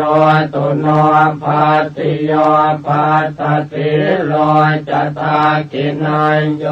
อนุตตโรโลกัสสจริโตเถโรสตาโสติงกโรตุโนมหานามโมมหาปัญโยมหาธรรมวิโทสุโตมหาขีนาสโวเถโรมหาสันติงกโรตุโนอันตจิตเถโรมหาปัญโยจิตตมาโรจิตินทริโยจิตตปัญจติโกโลเกสัทธาโสติงกโรตุโนอนุปปิกทังสุตวายโสเอกากมานะโสอาคธรรมมโนปัตโตโสทาโรคยังตถาตุโนจัตวาติกาจะปัญญาสเถรังกิสหายกาปัตตวานปรมังสันติงสัทธาโสติงกโรตุโนเยติงสัพพัทธวาคิยาโรเปนาตุรวันนิโนขีนาสวาวสิปุตาเตกโรตุอนามยังอุรุเวลกาสโปปิมหาปริสานโมตโมตปิโตอาคาธานามิสัทธาโสติงกโรตุโนโยนะติกาสปัตเถโรปุญญาเกโตอนุตตโรตสังโฆศิรสัมปันโนตตาโสติงกโรตุโนธรรมปัจจลิโตสันโตโยเถโรขยากาสโพสังยุตโตภวนิเตเหสทาโสติงกโรตุโนโตกนาทังสเปตวานปัญญวันตานปานินางปัญญายสาลิโอตัสสกลังนาคติโสลสิงสาลิโอตมหาปัญโยปัตโมอาคสาวโกธรรมเสนาปฏิเสโทสัทธาโสติงกโรตุโนปาทังคุลิกมาเตนะเวชยันตปกรรมปโนปัตเวงมหาติงสัพพังสมัตโถปริวัติตุงโมกัลลาโนมหาเถโรทุติโยอาคาสาวโกเอติมันตานังโสอาโคสัตตาโสติงกโรตุโนมหากาสปัตเถโรปิโอตัสสะกนาการนิโพตุตะกุณากานิกิตโตตติโยสัตตุสาวโกอารัญญวาสาภิรโตปังสุโกรตโรมุนิสุขตัสสะสนตโรสัทธาโสติงกโรตุโนอาปาติหานาปาติยาสเตกิจจายโกวิโตวินัยเยอาคเนกิตโตอุปาลิสัตตุวันนิโตวินัยเยปารมิปัตโตวินัยโคจโรมุนิกโรตุโนมหาสันติงโสทยาโรขยังตถาตุโนอนุโรธมหาเถโรเทปจักขุนโมตโมยาติเสโตภะคะวะโตโสทยาโรขยังตถาตุโนโอจากุริกานังอาโคปติโยสุตม มาหิโตกาลิโกทายปุตโตจัตตาโสติงกโรตุโนอานันโตปุตตุปัฏฐาโกสังคิติสาตุสัมมโตปะหุสุโตธัมมตโรสัทธาโสติงกโรตุโนกิมิโลสิริสัมปันโนมหาสุขสมาปิโตมหาขีนาสโวจาโตมหาสันติงกโรตุโนครุวาสังวติตวานาปัสสันโนพุทธศาสเนภคุจารหัตังปัตโตสัทธาโสติงกโรตุโนกุลัมปัสสาทชนะโกกาลุทาเยมหิติโกเอตตังคาติโตเทโร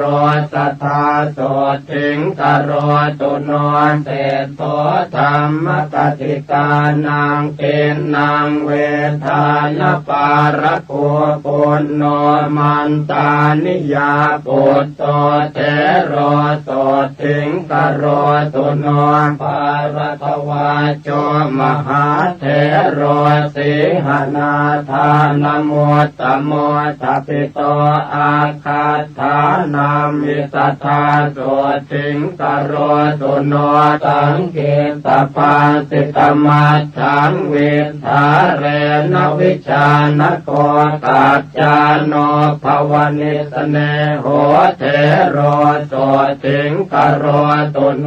ละกุณตปาติโยเทโรมันจุสรานโมตโมทัปิโตอาคาธานัมหิตถาโสติงกโรตุโนอรณวิหารินังอาโคทากินายโยอนุตตโรสุโพธิปุตตธรรมโนเตโรโสติงกโรตุโนอรัญญวาสินังอาโคเรวโตคติรวนิโยวิเวกาภิรโตเทโรสัทธาโสติงกโรตุโนยายีนังอุตตโมเทโรกังขาเรวตนามโกสมาธิญาณกุสโลสัทธาโสติงกโรตุโนโสโนจักโกเลวิโสปิอารัตถวิริยานโมตโมปหิตันโตสัทธาเทโรโสติงภาสุงกโรตุโนกัลยาณวากรณานังโสโนกุติกันโนปิจาโกติวันมิโตเทโรโสติงภาสุงกโรตุโนลาภินโมตโมเทโรสิวลิอิสิวิสุโตโสรโตปัจจยาติมิสัทธาโสติงกโรตุโนสัทธาทิโมตานังอาโควังกะลิอิตินามโกปาโมจะปะหุโรเทโรสัทธาโสติงกโรตุโนราหุโรปุถทปุตโตปิเขขากามานโมตโมทายาโทสัพพธรรมเมสุมหาสันติงกโรตุโนสัทธายาปาปจิตวานรัตถปาโลปรังกมิเอตทังเขติโตเยวสัทธาโสติงกโรตุโนคุณทธาโนมหาเถโรสลากังปัตมังคโตตติโตเยวทานามิตถาโสติงกโรตุโนปฏิภาณวันตานัมปิอาโคติตุตวันนิโตวังกีโสอรหาเศธโธสัทธาโสติงกโรตุโนสมันตปาสาธิกานังอาคาธานัมหิตาปิโตอุปเสโนวังคันตปุตโตสัทธาโสติงกโรตุโนทัพโพมันละปุตโตเทโรเสนาสนปัญญา ปะโกทปิโตอาคาธานามิสัทธาโสทิงกโรตุโนปิลินทวันจะสมโนเทวตานังปิโยอาหุทปิโตอาคาธานามิโสทยาโลกยังตถาตุโนภาหิโยตารุจิริโยขิปปาปิญญานโมตโมตโรตุโนมหาสันติงอาโรคยัญจะชยังสัทธากุมารกัสสปะเทโรจิตตกถินโมตโมมิจาวิตากุปัจเจโตสัทธาโสทิงกโรตุโนปฏิสัมปิตาปัฏฐานังอากาตานัมมิตาปิโตโกติโตอะระหะเสโตสัทธาโสทิงกโรตุโนอัปปาภาโทมหาเถโรอัปปาภาทานโมตโมภาปุโรอะระหะจาโตสัทธาโสทิงกโรตุโนปุพเพนิวาสเวทีนังอัคโคติพุทธวันนิโตโสติโตนามโสเทโรสัทธาโสทิงกโรตุโนมหากัปปินาเทโรปิภิกขุโอวาทโกอาหุกุสโลโอวาททานเนสัทธาโสทิงกโรตุโนภิกขุโนวาทตานาโคนันทโกอิติวิสุโตปาเลตุโนสัทธาเทโรโสทิงภาสุงกโรตุโนอินทริเยสุพุตตตวารโรอาคาธาเนติโตอาหุนันทัตเทโรวสิปัตโตสัทธาโสทิงกโรตุโนเตโชธาตุกุสลานังอาคาธานามิทาปิโตสาคโตนามโสเทโรโสทิงปาสุงกโรตุโนสัญญาวิวัตกุสโลปทานโนภาวนารโตปุตตสิโสมหาปันโทมหาสันติงกโรตุโนจุลปันตกันเทโรปิมโนมยาปินิมิโตทัปิโตอาคาธานัมหิสัทธาโสทิงกโรตุโนปฏิภาณยกานังตุอาคาธานัมหิทัปิโตราโทเทโรมหาโสทิงกโรตุโนอนามยังโลกจิวรธารานังภิกขุนังอุตตโมอาหุโมกราชมหาเถโรมหาสันติงกโรตุโนวิมโลวิมลปัญโยสุรูปสุสมาหิโตระโชนลิมปฏิคันเทมหาสันติงกโรตุโนธรรมปาโลมหาปาโลมหาธรรมตโรยติมหาขีนาสวโลเกมหาสันติงกโรตุโนจักขุปาโลมหาเถโรปทานโนศิรสังวุโตปหิตัสโตมหากายโยมหาสันติงกโรตุโนสัพพเวรพยาติโตนารโตอาสวะขโยมหาสันติกโรโลเกสัทธาโสทิงกโรตุโนปุถทปูชายนิรโตจินปัตติปรายโนสัทธัมมสวโนเทโรสัทธาโสทิงกโรตุโนปัจฉิมภวสัมปัตโตโคตโมภาวนารโตราคะขยมโนปัตโตสัทธาโสทิงกโรตุโนเสนาสเนสุสัพพายังลัทธาจานังสมารปิโคติโกโพธชายันโตสัทธาโสทิงกโรตุโนโพ เทปัสสันนมานะโสสุปาหุปัญจลีกโตขีนาสววติปุตโต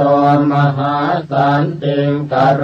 ตุโนวิปัสสนายปัสสุโตวันนิโยจุสมาหิโตสัตโตยาเยวเนวาสิสตาโสติงกโรตุโนโอติโยวินัยตโรอติกันโตนรามเรธาเรนโตอันติมันเทหังสัทธาโสติงกโรตุโนวิมโรวิรโชจันโลชาโตปันตระเกตุนาพิมพิสาราตโจเทโรสัทธาโสติงกโรตุโนรัมมารัญเยวติตวานภาเวนโตกุสลังปะหุงโยคังเขมมโนปัตโตสัพพิโยสันติงกโรตุโนกุเปนิวาสังจานันโตเทปจักขุวิโสทโนนาคิโตระระคังปัตโตโสทยาโรคยังตถาตุโนปาติโมกัมมโนปัตโตวิจโยรัญญโคจโรลาภาลาภิตถาสังสีสัทธาโสติงกโรตุโนตันหาชตังวิชเตตวาวัตเตตวานวิปัสสนังสังกรากิโตมหาเถโรมหาสันติงกโรตุโนอรัญญวาสาภิรโตภวเนติสมุหโตธัมมานังปารมิปัตโตอุตตโรปาตุโนพยาปุเปปุญญานิกัตวานะปุปโยคังสมารปิอุสโพระหตังปัตโตสัทธาโสติงกโรตุโนสมาปันติสมาปันโนจรพินโยมหิติโกสิวโกพุทธชายันโตสัทธาโสติงกโรตุโนสัตตาริยธโนเทโรตนิโยตัมปสาคโรวันตสังสารคมโนสัทธาโสติงกโรตุโนปัญจขันเตปริญญายภาวยิตวานเนปุติงปัตตวานปรมังสันติงโพธิโยปาตุโนพยาอุปนิสยสัมปันโนอุจจโยปุตตมามะโกโล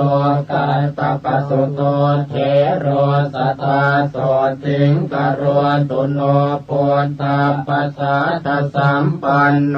ปะปะเจกินัสสาสเน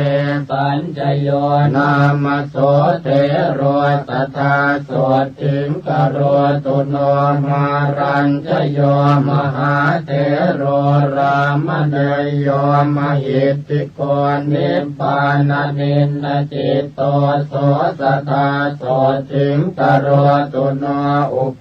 ปาปัญจปุญญัญจเวติวัตโตอนาสวเวรัตเถโรระหัปปัตโตสัทธาโสติงกโรตุโนปุณณมาสมหาเถโรปังสุโกรัตโรยติปุปปกิจจวิติงกัตตวามหาสันติงกโรตุโนปัญจจินโนปัญจชโหปัญจจุตตริภาวโนปัญจสังฆาติโคเทโรสัทธาโสติงกโรตุโนโพเปราคังวิจาเรนโตจินปันติปรายโนเมลันทสิโสวังสัทธโรสัทธาโสติงกโรตุโนปัญโยปันนานิอภโย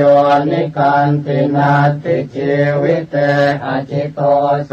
มหาเถโรมหาสันติงกโรตุโน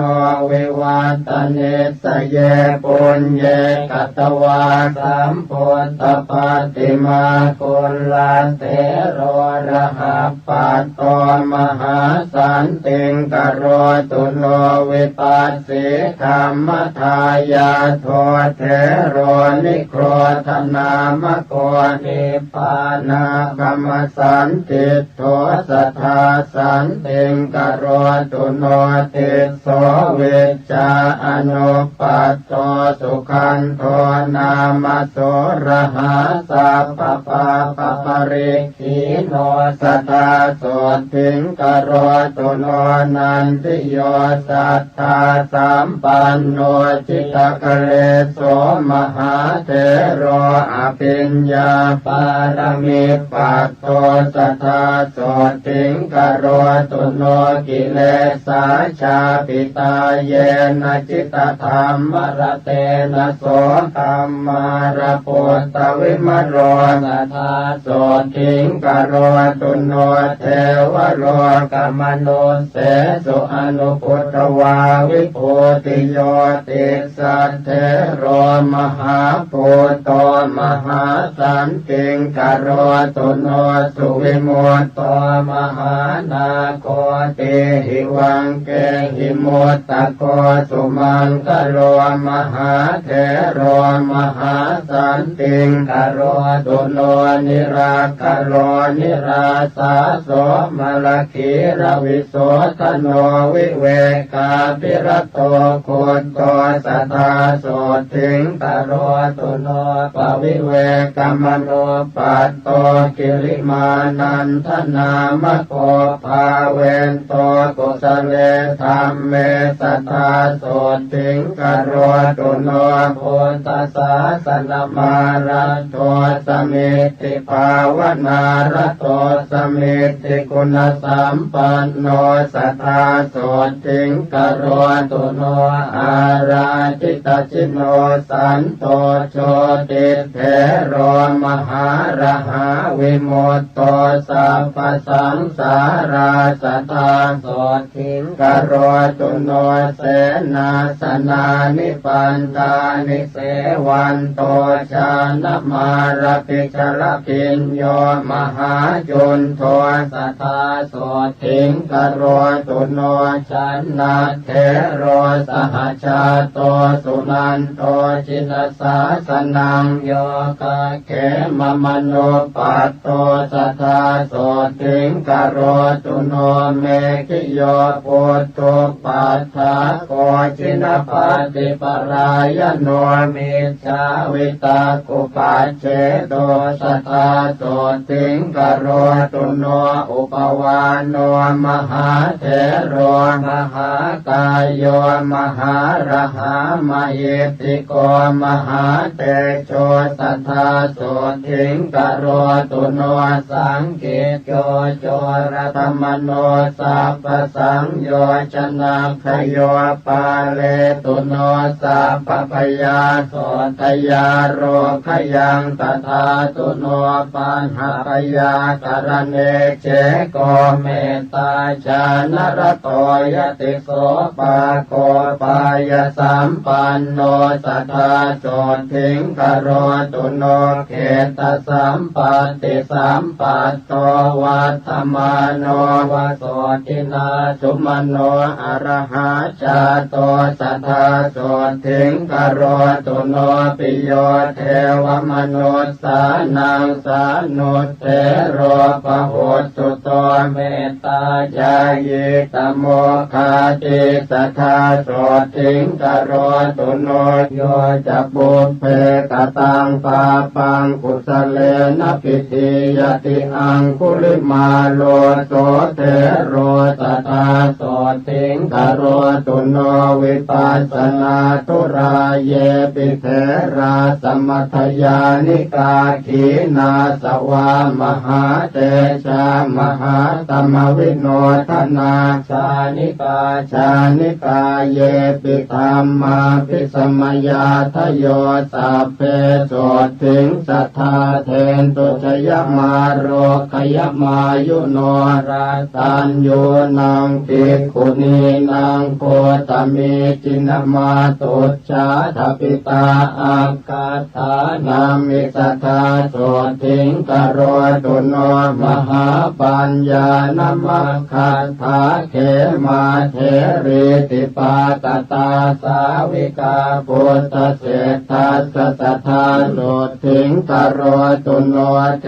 รีอุปรวันนาจะอิทธิมันเตนะโมตตมาสาวิกาพุทธเศรษฐาสัทธาโสถิงกโรตุโนวินัยทารีนังอัคคาปตาจาราติเวสุตาทปิตาอาคาฐานามิสทาโสถิงกโรตุโนธรรมกติกปวราธรรมทินนาตินามิกาทปิตาอาคาฐานามิสทาโสถิงกโรตุโนชายิกานังภิกขุนีนางนันทาเถรีตินาเมสาอาคาฐาเนติกาอาหุจธาโสถิงกโรตุโนอาราทเวริยานังอัคคาโสนาเถรีตินามิกาทปิตาตาตถานามิสทาโสถิงกโรตุโนเทปจักขุปานังอัคคาภคุลาอิติวิสุตาวิสุตตนยนาสาปิสัทธาโสถิงกโรตุโนกุณฑลเกสีภิกขุนีจิปปาปิญญาณมุตตมาทปิตาเยวทานามิสทธาโสถิงกโรตุโนเถรีภัตตกาปิลานิปุปปชาติมนุสสริตาสังเยวภิกขุนีนางอัคคาโสถิงกโรตุโนเถรีตุปัตตกัจจานามหาปิญญาณมุตตมาจิเนนะสุขทุกขังสาสตาโสถิงกโรตุโนโลกติวรธารีนังอัคคากิสาภิกโคตเมตปิตาอาคาฐานามิสทาโสถิงกโรตุโนสิงคาลมาตาภิกขุนีสัตตาติมุตตานมุตตมากโรตุโนมหาสันติงอาโรกยัญจะสุขังสัตตาอัญญาภิกขุนิโยสัพพานานาคุณตราภะโอปาเลนตุโนสัพพปยาโสกโรคาติสัมภวาโสตาปันนาทโยเสขา สัทธาปัญญาศีลาธิกาภาคโสกะเลสัทหนาสัทธาโสถิงกโรตุโนสุมาโนสุมาณจโรอรวาเลระปัสสะโกจัมเปยโยมุจลินโตจะกัมปโลปุจกิสโรกาลนาโกมหากาโลสังฆปาโลมโหทโรมณิกันโทมณิอาคินันทนาโกปนันทโกวรุณโนตตรัสโธจะกุงกุวิโลปลาละโกจิตรนาโกมหาเวโรจัพยาปุตโตจะวาสุกีการหาโคตโมปุจกินโตอังคิโตมัติโกตถาจุโลตโรหะอิจัตโตนาคาเอราปทาทโยอาสิวิสาโอรวิสาเยสัพเพนยนาวุธาจรัตถาวาสลัตถาวาปัปปะเตยานาทิจารากรณตุโนมหาโสติงอายุมาโรกิยังสัทธานิจจามตันติกาเปตาอุสุสัตติจโรมกามังสปินทาทโยเปตาเปตาเวมานิกาทโยปาเลนตุโนสัพพปยาสัทธาเตสุขิโนสัทธาเยปหาราตสัมภรภรยาสุรคนาจะเยเวปจิตตาสุรคนาจันทาสุรคนาทโยสัพเพเตติมหาเตชะภูตยากนิวารณากรณตุโนมหาโสถิงอารคยัญจะชยังสทาเยยันขาสัตตหัสสาคุมมากาปิลวั ทุกาอิติมันโตจุติมันโตวันนะวันโตยัสสะสิโนสัพเพติสรณายัคขามเหสักขาจุตินทรากโรนตุโนมหาโสตินอารกยันจะยังสัทธาจะสหัสสาเหมวตายัคขานานาตวันนิโนพุทธปูชายนิรัตตาสัทธาโสติงกโรนตุโนสาตาธิราติสหัสสายัคขานิราติวันนิโนนานาปปายสัมปันนาสัทธาโสติงกโรนตุโนเวสามิตาปัญจสตายัคขานานาตวันนิโนอิติมันโตชุติมันโตวันนะวันโตยัสสะสิโนโมทมานาอภิกามุงสัทธาโสติงกโรตุโนกุมพีโรราชกหิโกเวปุลลาสนิเวสนังปิโยนังสัตสหัสสังยัคขานังปยิโรวาสติโสยัคเขหิปริวาโรสัทธาโสติงกโรตุโนปุริมันจติสังราชาทัตรัตโถปัสสาสติคันทัพพานังอธิปติมหาราชายสัสติโสปุตตาปิตาสปหาวอินทนามามหาพลาโส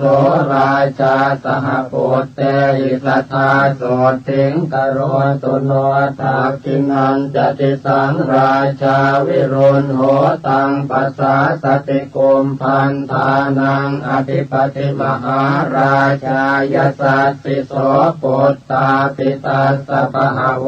อินทนามามหาพลาวิรุณโหสหปุตเตหิสัทธาโสติงกโรตุโนปัจฉิมันจติสังราชาวิโรปักโขปัสสาสตินาคานันจะอธิปติมหาราชายสัสสิโสปุตตาปิตาสปหาวอินทนามามหาพลาวิโรปักโขสปุตเตหิสัทธาโสติงกโรตุโนอุตรัญจติสังราชากุเวโรตังปัสสาสติยัคขานันจะอธิปติมหาราชายสัสสิโสปุตตาปิตาสปหาว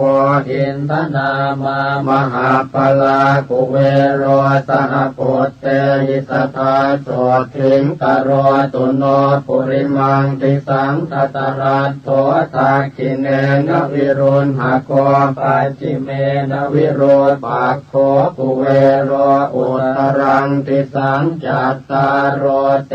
มหาราชาตมันตาจตุโรติสาทัตถนามานาอัตถังสุตตาโสติงกโรตุโนเตสังมายาวิโนทาสาอาคงวันจันิกาสัทธามายากุเทนตุวิเทนตุวิโตจวิตุโตสหจันทโนกามเศษโทจะกินนุคันตุนิคันตุจะปนาโทโอปมันโยจะเทวสุโตจะมาตลิกินตเสโนจะคันทาโพนโรราชาจะเนตโพวโรปัญจสิกโขเจวติมปรุสุริยวัชสาเอเตจันเยจราชาโนคันทาภาจะมหาพลาโมทมานาสัทธาโสติงโนกโรนตุอนามยังมหันตานาคสานาคาเวสาลาสหตาชกากัมพลาสัตลาจาปิเมรุปาตสิตาพลายามุนาทัตราธาจะสัพเพนาคายสัสสิโนเอราวโนมหานาโคโนกโรนตุอนามยังมหิตติกาสุปันนาเยนาคราเชมหาภเลกเหตวาจินเกเตวะปะขันติงตุนเพปลาเตโพตสรณาสัพเพโสติงกโรนตุโนสัทธาปัทพยาโพจะเต โชจวายุเทวามหิติกาอุปจาเรนนิพพัตตาสัทธาโสติงกโรตุโน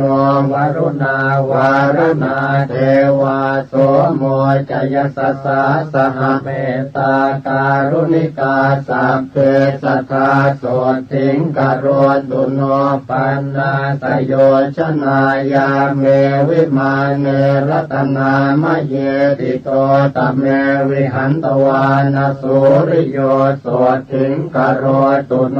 จันโทสีตกโรโลเกปปายุจริโตทโยมหันตการวิทังกิสัทธาโสติงกโรตุโนเวนตุจัสหัสสีเทวะอัตมาจตุเวยมาจันทาสุปนิสาเทวาเทวาสุริยนิสิตาพุทธสมามกาสัพเพสัทธาโสติงกโรตุโนนาคาตานิปุระคัตวาเทวามันทวลาหากาสักโกปุรินทโทเศธโทสัทธาโสติงกโรตุโนมหันตาสหภูเทวาชลมากิสิขาริวะอริทธกาจโรชาจะอุมมาปุปปนิพาสิโนวรุณาสหธรรมาจะอาจุตาจะอเนชกาสุเรยรุติราเทวาเทวาวาสวเนสิโนตเสเตทัสสะกายาสัทธาโสติงกโรตุโนสมานามหาสมานามานุสามานุสุตตมาคิตตาปโทสิกาเทวาเทวามโนปโทสิกาอัฏฐาปิหรโยเทวาเทวาโลหิตวาจิโนปารคามหาปารคาสัพเพเทวายสัสสิโนทัสเสเตทัสสะกายาสัทธาโสติงกโรตุโนสงกากลัมภาอรุณาอาคุงเวคณสาสังโอทาตะไคหาปาโมกขาอาคุงเทวาวิจักขณาสัทธามันตาหารคชามิสกาจยสัสสิโนธนยังอาคปัญชุนโนโยติสาสววิวัสสติกเสเตตัสสะกายาสัพเพนานาตวันนิโนอิติมันโตชุติมันโตวันละวันโตยสัสสิโนโมทมานาจินทานาสัทธาโสติงกโรตุโนโลกตาตุสหัสเสสุตัสสะเววะสมันตโตเทวาทโยปานคณาสัทธาโสติงกโรตุโนเขมิยากันตกายาจะโชตินามามหิติกาลัมพีตกาลามเศรษฐาสัทธาโสติงกโรตุโนชลัทธาจักรัตถันเยเทวากาสัทธกาทโยยากคันตาปกุมพันธาปิสาจาเยมโหรคาเมตจิตตาจะสัพเพเตโสติงปาสุงกโรตุโนตาวติงสาจะเยเทวายามาเทวามหิทธิกาตุสิตาจะมหาเทวานิมมานรติโนมราวสวัตติสุรติโนสัพเพเทวาสวาสวาพุทธปูชายนิรตาสัทธาโสติงกโรตุโนพระมาโนปาริสัชชาจะเยจะพระมปุโรหิตามหาพระมาจะสัพเพเกปัตมัชฌานสันติโนเมตตาวิหาริโนสันตาสัมพุทธัสสะปรายนากโรตุโนมหาโสติงเสกาเสกปุตุชนาปริตาภาปมานาภาพระมาจาภาสราตถาพุทธปูชายนิรตาตุติยาชาณสันติโนเมตตากรุณิ กาสัมเพตัมปสัมสหิเตสิโนกโรนตุโนมหาสันติงโสติมาโรคยมายุวังปริตตสุภาประมาโนอัปปมาณสุภาจะเยสุภกินหาจะประมาโนตติยาชาณสันติโน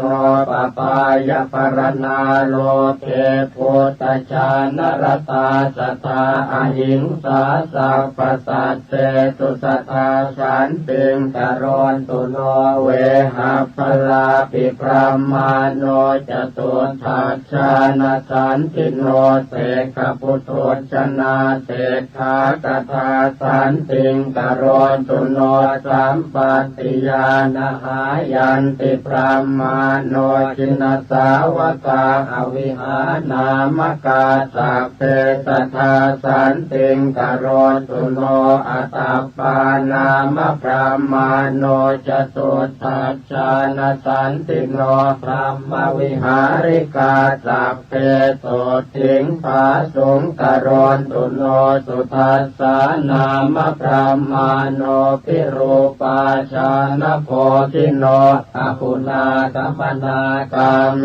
สันติงภาสุงกโรนตุโนพรหมวิหารสัมปันนาจินพันติปรายนาพรหมาโนสุทัสสีนามสัทธาโสติงกโรนตุโนอากานิธาจะพรหมาโนเจตาสัพพกุเนหิจปะหินภวนิสเลหาสัทธาโสติงกโรนตุโนปัตมารูปพรหมาโนสัพพรูปวิราคิโนจินพันติรตาสัพเพสัทธาโสติงกโรนตุโนตุติยารูปพรหมาโนเหตาจานวิราคิโนจินพันติรตาสัพเพสัทธาโสติงกโรนตุโนตติยารูปพรหมาโนเหตาจานวิราคิโนจิน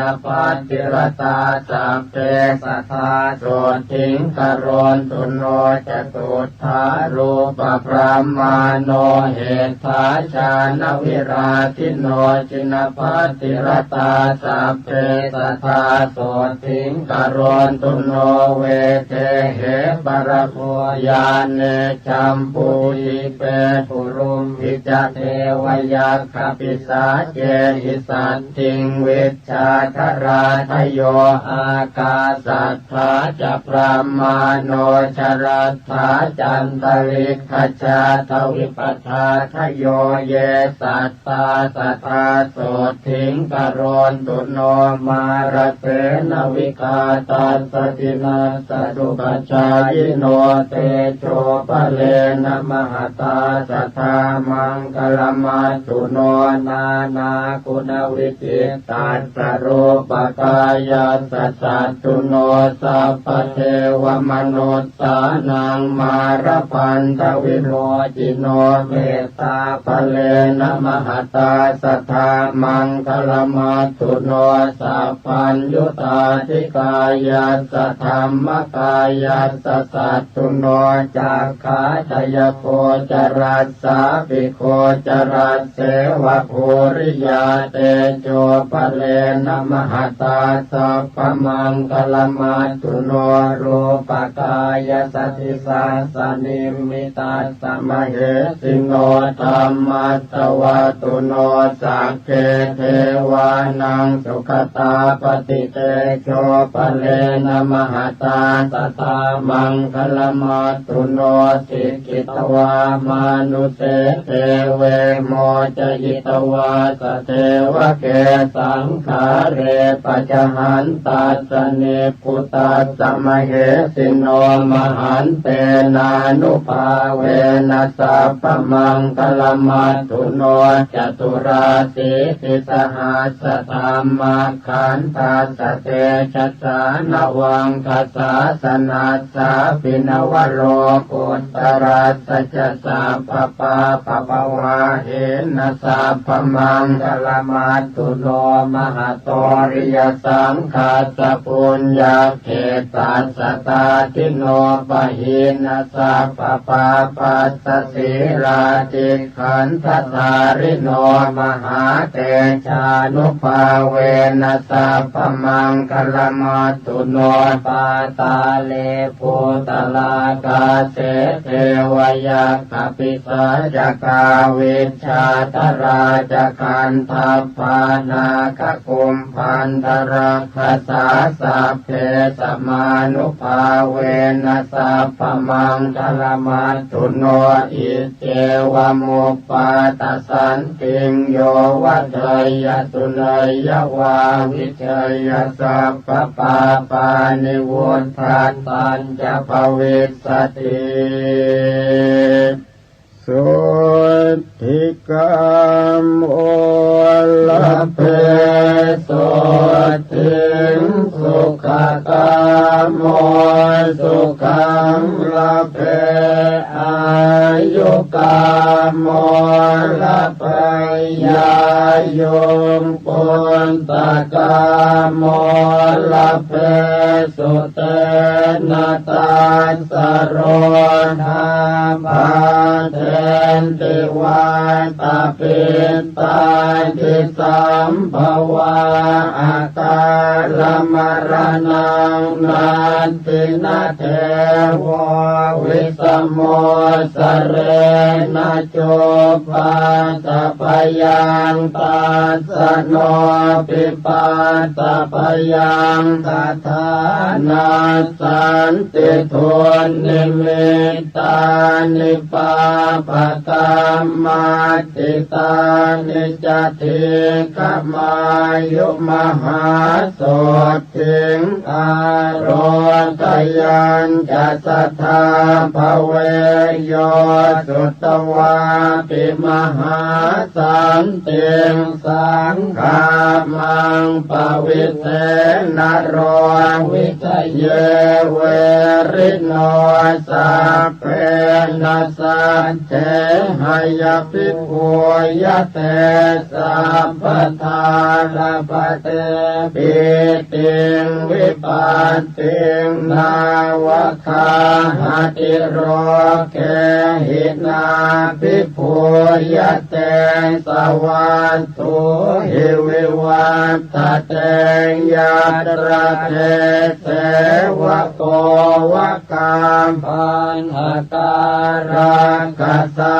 ทโยอุปปาตสันติโกเสนะสัพเพตันตสมันติเตยโมทิสวัตเตสันติงสัจจิวันจาปยชีวิตังโสโมจเตมหาทุกขาปะปะติสุขติงสัทธาเทวันทานเนนักเรวานิจโมปาตสันติยาปาลกาเทวราชโนเตจสิริวิวันตนาปัตตปยาปาทิสัญญาตาอุปปาตาจันตะเลกาจาอินหาติจานิตุมปาตาปาปะกรรมสมุติตาตาภูมิปาตาวินาศสันติเตชะสุปาตสันติยานติทุกขปัตตาญาณิโต ขาพยาปัตตาจเน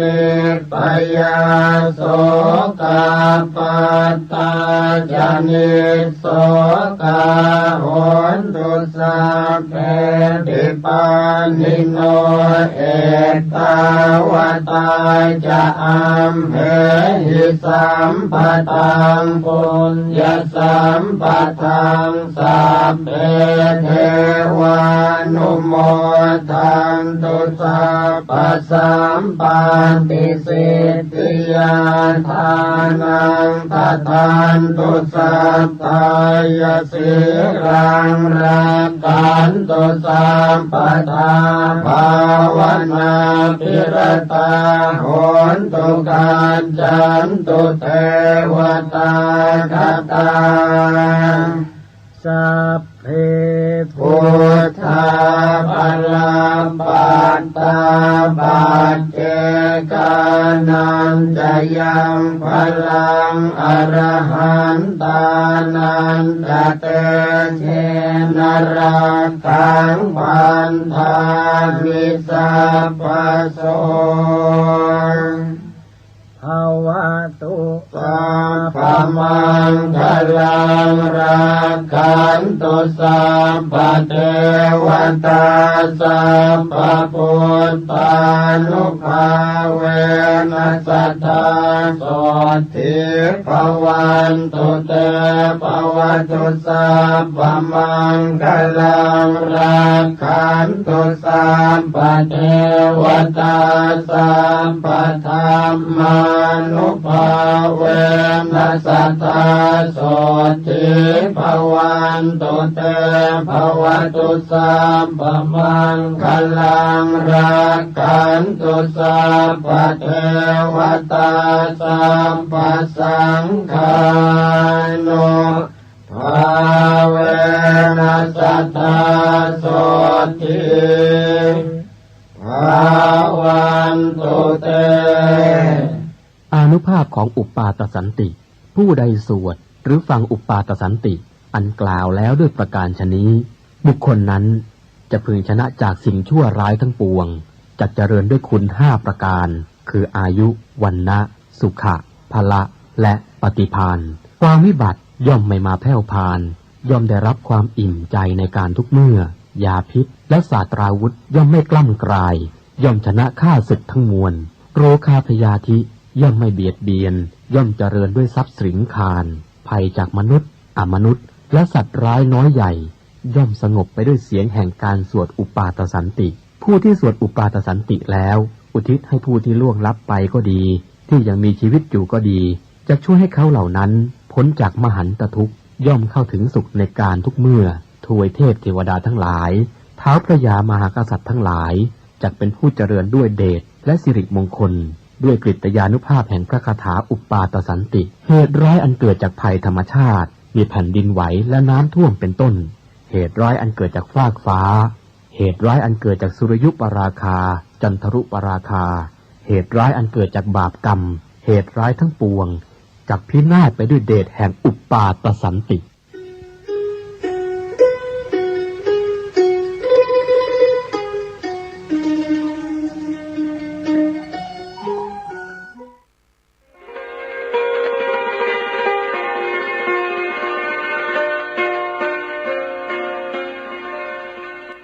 บทสวดมนต์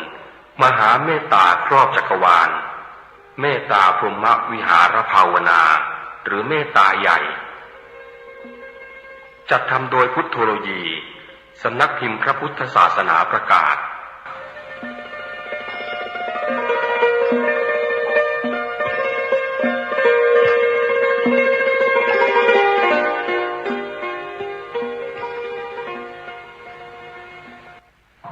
นะโมตัสสะภะคะวะโตอะระหะโตสัมมาสัมพุทธัสสะนะโมตัส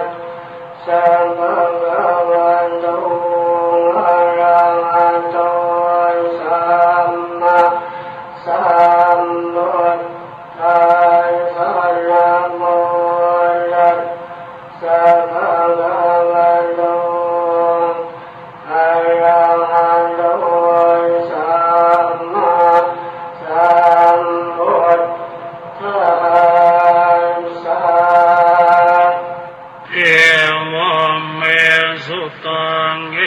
กังสมยังภควะสวัสดิยังวิหารติเชตวันเนอนาถปินทิกาสหารามเมตัตระโคภควะภิกขุอามันเตสิเภควติภัทธันเตติเตภิกขุภควโตปัจจานโสสุภควะเอตทวจาเมตตายะภิกขเวเจโตวิมุตติยาอาเสวิตายะภาวิตายะปะหุริกตายะยานิกตายะวัตถุกตายะอโนทิตายะปริจิตายะสุสมารัตถายะเอกาทัสสานิสังสาปฏิกังขากตเมเอกทัสสาสุขังโส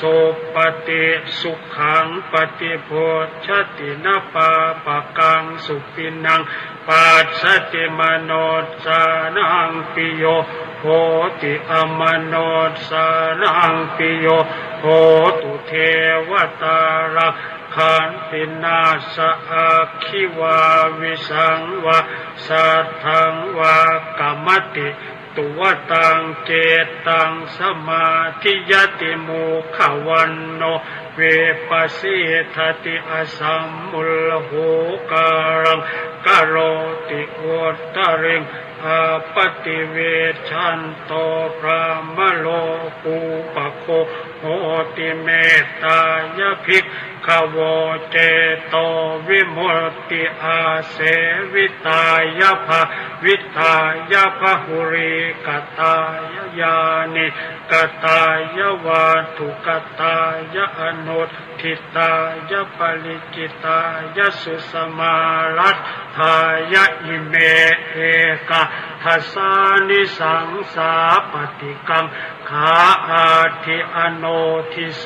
วรณะเมตตาเจโตวิมุตติอัตถิโอทิโสวรณะเมตตาเจโตวิมุตติอัตถิทิสาวรณะเมตตาเจโตวิมุตติกติหากาเลหิอโนทิโสภรณาเมตตาวิมุตติกติหากาเลหิโอทิโสภรณาเมตตาเจโตวิมุตติกติหากาเลหิทิสาภรณาเมตตาเจโตวิมุตติปัญจหากาเลหิอโนทิโสภรณาเมตตาเจโตวิมุตติสัตตหากาเลหิโอทิโสภรณาเมตตาเจโตวิมุตติทัสสหากาเลหิทิสาภรณาเมตตาเจโตวิมุตติกตเมปัญจหากาเลหิอโนทิโสภรณาเมตตาเจโตวิมุตติสัพเพสัตตาเวระอาพยาปัชชาอนิฆาสุขีอัตตานังปริหารันตุสัพเพปานาเวระอาพยาปัชชาอนิฆาสุขีอัตตานังปริหารันตุสัพเพภูตาเวระอาพยาปัชชาอนิฆาสุขีอัตตานังปริหารันตุสัพเพปุคาราเวราอาพยาปัชชาอนิฆาสุขีอัตตานังปริหารันตุสัพเพอัตตภาวะปริยาปันนาเวราอาพยาปัญชาอนิฆาสุขีอัตตานังปริหารันตุอิเมปัจจหากาเรหิอโนทิโสวรณาเมตตาเจโตวิมุตติกตเมหิสัทธ ตหากาเลหิโอติโสภรณะเมตตาเจโตวิโมติสัพเพอิทิโยเวระอาภยามปัญชังอนิกาสุขีอัตตานังปริหารันตุสัพเพปุริสาเวระอาภยามปัญชังอนิกาสุขีอัตตานังปริหารันตุสัพเพอริยาเวระอาภยาปัญชาอนิคาสุขีอัตตานังปริหารันตุสัพเพอนาริยาเวระอัพพยามปัญชาอนิคาสุขีอัตตานังปริหารันตุสัพเพเทวาเวระอัพพยามปัญชาอนิคาสุขีอัตตานังปริหารันตุสัพเพมนุสสาเวระอัพพยามปัญชาอนิคาสุขีอัตตานังปริหารันตุสัพเพวินิปาติกาเวระอัพพยามปัญชาอนิคาสุขีอัตตานังปริหารันตุอิเมสัตตหากาเลหิโอทิโสภรณะเมตตาเจโตวิโมติกตเมทัสหากาเลหิทิสาภรณะเมตตาเจโตวิโมติสัพเพปุราธิมายทิสายสัตตาเว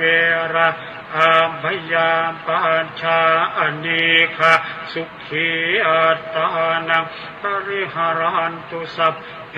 ปัจฉิมายทิสายสัตตาเวระอาภยาปัญชาอนิคาสุขีอัตตานังปริหารันตุสัพเพอุตตรายทิสายสัตตาเวระอาภยาปัญชาอนิคาสุขีอัตตานังปริหารันตุสัพเพทักขินายทิสายสัตตาเวระอาภยามปัจชาอนิคาสุขีอัตตานังปริหารันตุสัพเพปุราธิมายอนุทิสายสัตตาเวระอาภยาปัญชาอนิคาสุขีอัตตานังปริหารันตุสัพเพปัจฉิมายอนุทิสายสัตตาเวระอาภยาปัญชาอนิคาสุขีอัตตานังปริหารันตุสัพเพอุตตรายอนุทิสายสัตตาเวระอาภยามปัญชาอนิคาสุขีอัตตานังปริหารันตุสัพเพทักขินายอนุทิสายสัตตาเว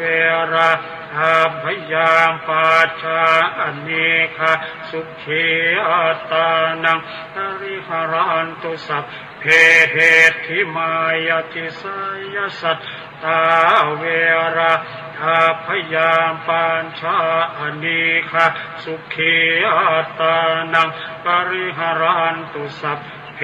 อุปริมายทิสายสัตตาเวระอาภยามปัญชาอนิคาสุขีอัตตานังปริหารันตุสัพเพปุราธิมายทิสายปานาเวระอาภยาปัญชาอนิคาสุขีอัตตานังปริหารันตุสัพเพปัจฉิมายทิสายปานา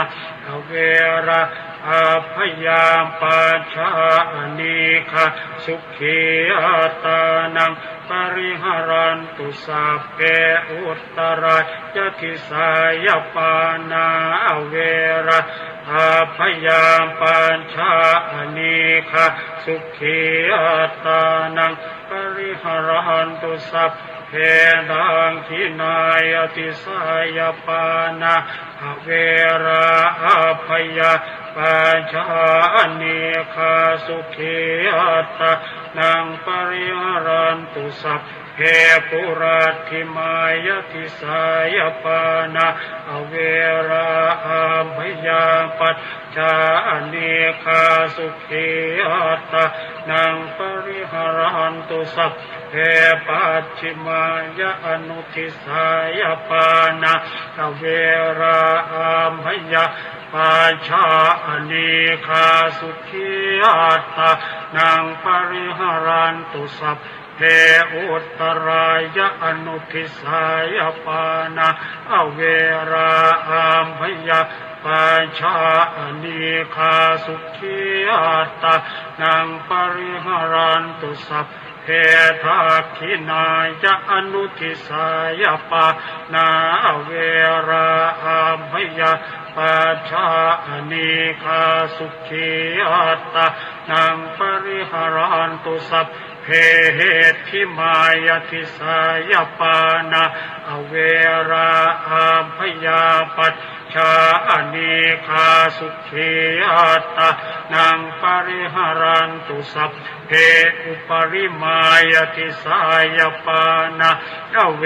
ราอาพยาปัญชาอเนคาสุขีอัตตานังปริหารันตุสัพเพปุรัตถิมายติสายภูตาอเว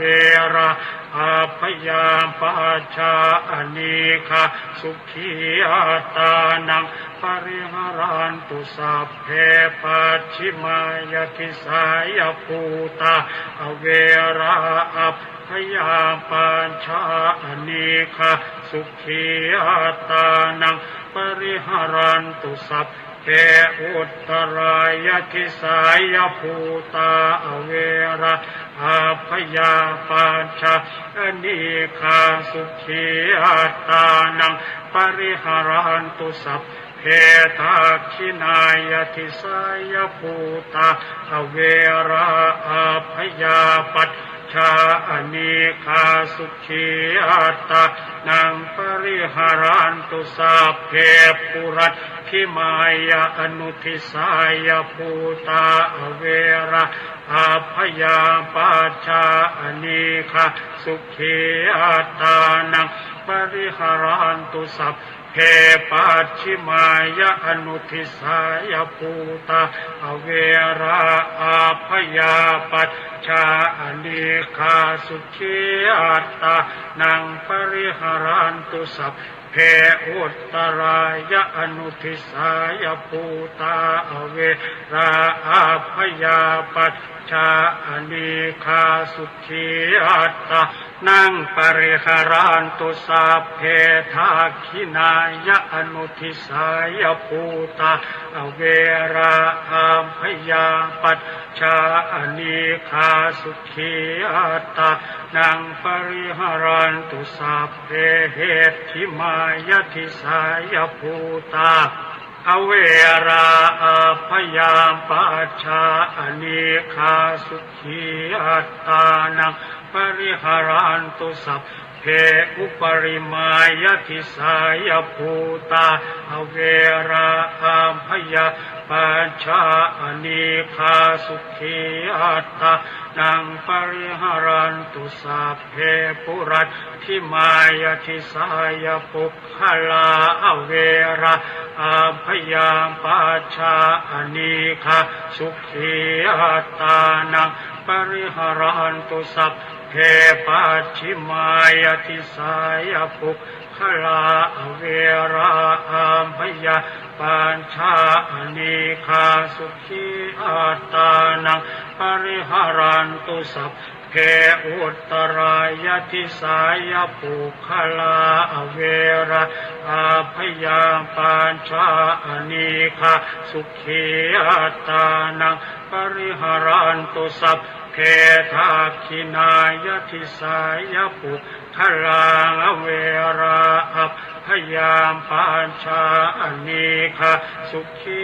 อัตตานังปริหารันตุสัพเพปุราธิมายะอนุทิสายปุคลาเวระอาพยามปานชาอนีคาสุขีอัตตานังปริหารันตุสัพเพปัจฉิมายะอนุทิสายปุคลาเวระอาพยามปานชาอนีคาสุขีอัตตานังปริหารันตุสัพเพอุตรายะอนุทิสายปุคลาเวระอาพยาปาชาอนีคาสุขีอัตตานังปริหารันตุสัพเพทาคินายะอนุทิสายปุคลาเวระอาพยาปาชาอนีคาสุขีอัตตานังปริหารันตุสัพเพเหติมายทิสายปุคลาเว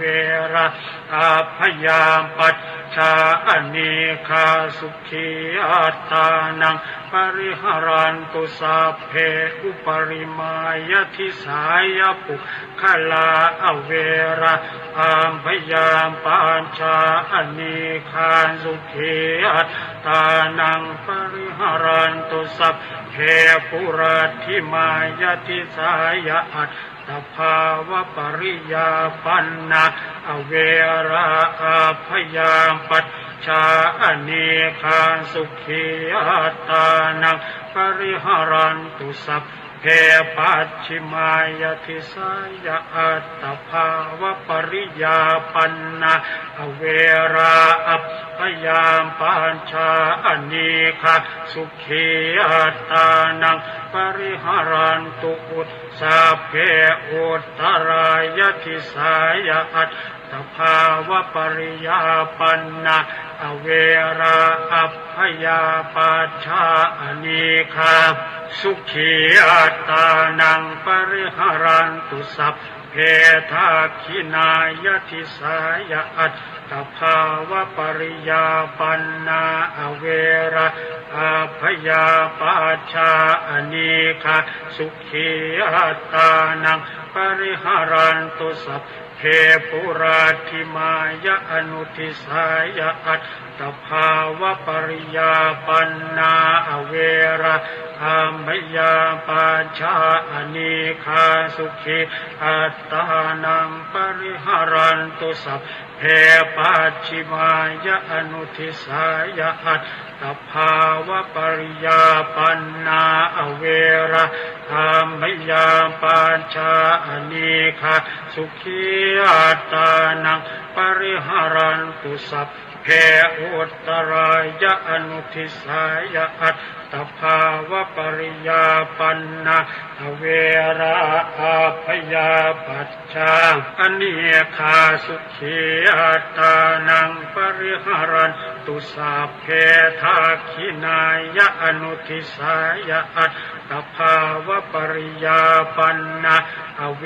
ระอาพยาปัจชาอนีคาสุขีอัตตานังปริหารันตุสัพเพเหติมายทิสายอัตตภาวะปริยาปันนาเวระอาพยาปัจชาอนีคาสุขีอัตตานังปริหารันตุสัพเพอุปริมายทิสายอัตตภาวะปริยาปันนาเวระอาพยาปัจชาอนีคาสุขีอัตตานังปริหารันตุสัพพะปุราธิมายทิสายเอียนทิโยเวรังอัมพยาป ปัญชา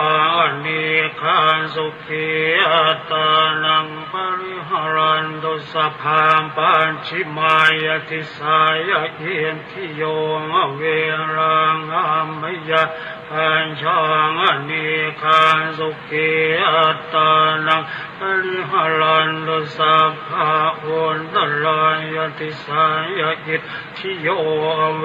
รังอัมพยามปัจชางนิคังสุขีอัตตานังปริหารันตุสัพพันทักขินายติสายะอิทธิโยเว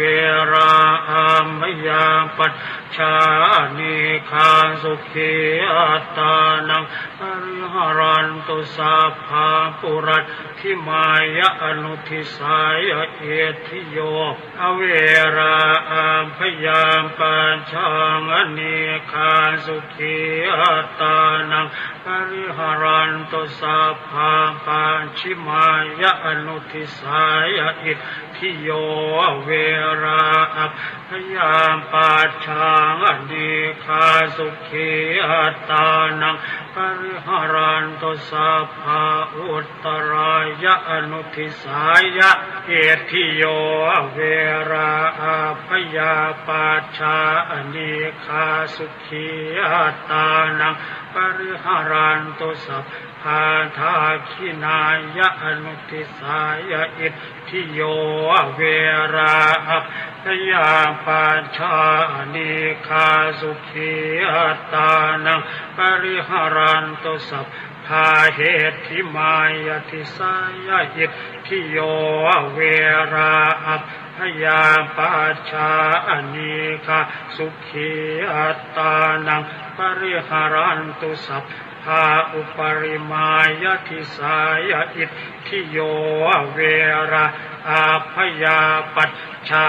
นิคังสุขีอัตตานังปริหารันตุสัพเพปุราธิมายติสายะปุริสาเวราอัมพยามปัญชางนิคังสุขีอัตตานังปริหารันตุสัพเพปัจฉิมายติสายะปุริสาเวราอัมพยาปัจชานิคังสุขีอัตตานังปริหารันตุสัพเพอุตตรายติสายะปุริสาเวราอัมพยาปัจชานิคังสุขีอัตตานังปริหารันตุสัพเพทักขินายติสายะปุริสาเวราอัมพยามปัญชานิคังสุขีอัตตานังปริหารันตุสัพเพปุราธิมายะอนุทิสายะปุริสาเว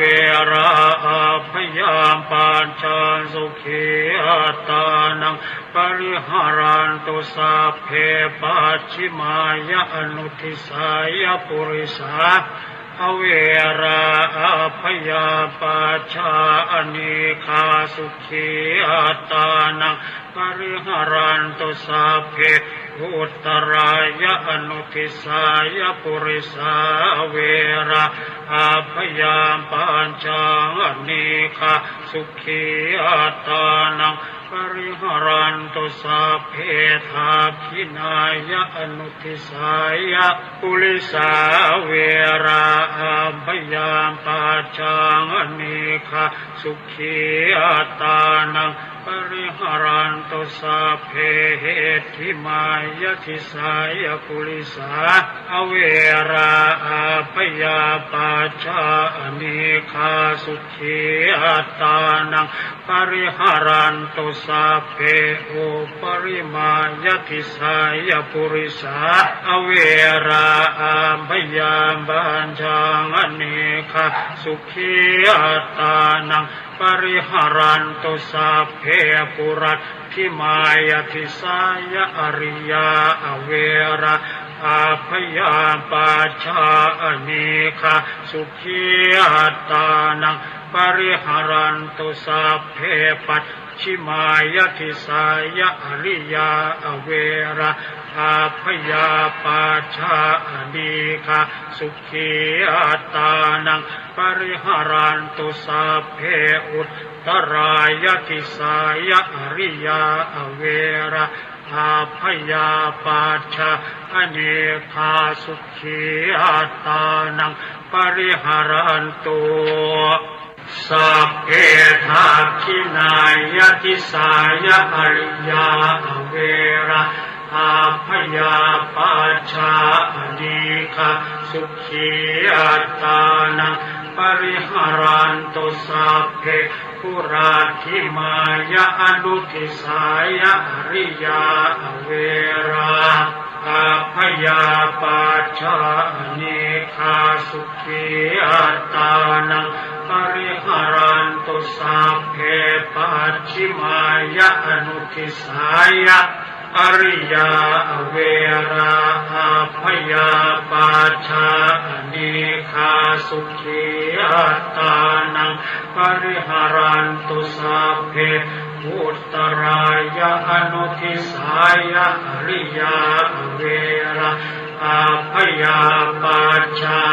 นิคาสุขีอัตตานังปริหารันตุสัพเพทักขินายะอนุทิสายะอริยาเวระอาพยาปัจฉานิคาสุขีอัตตานังปริหารันตุสัพเพเห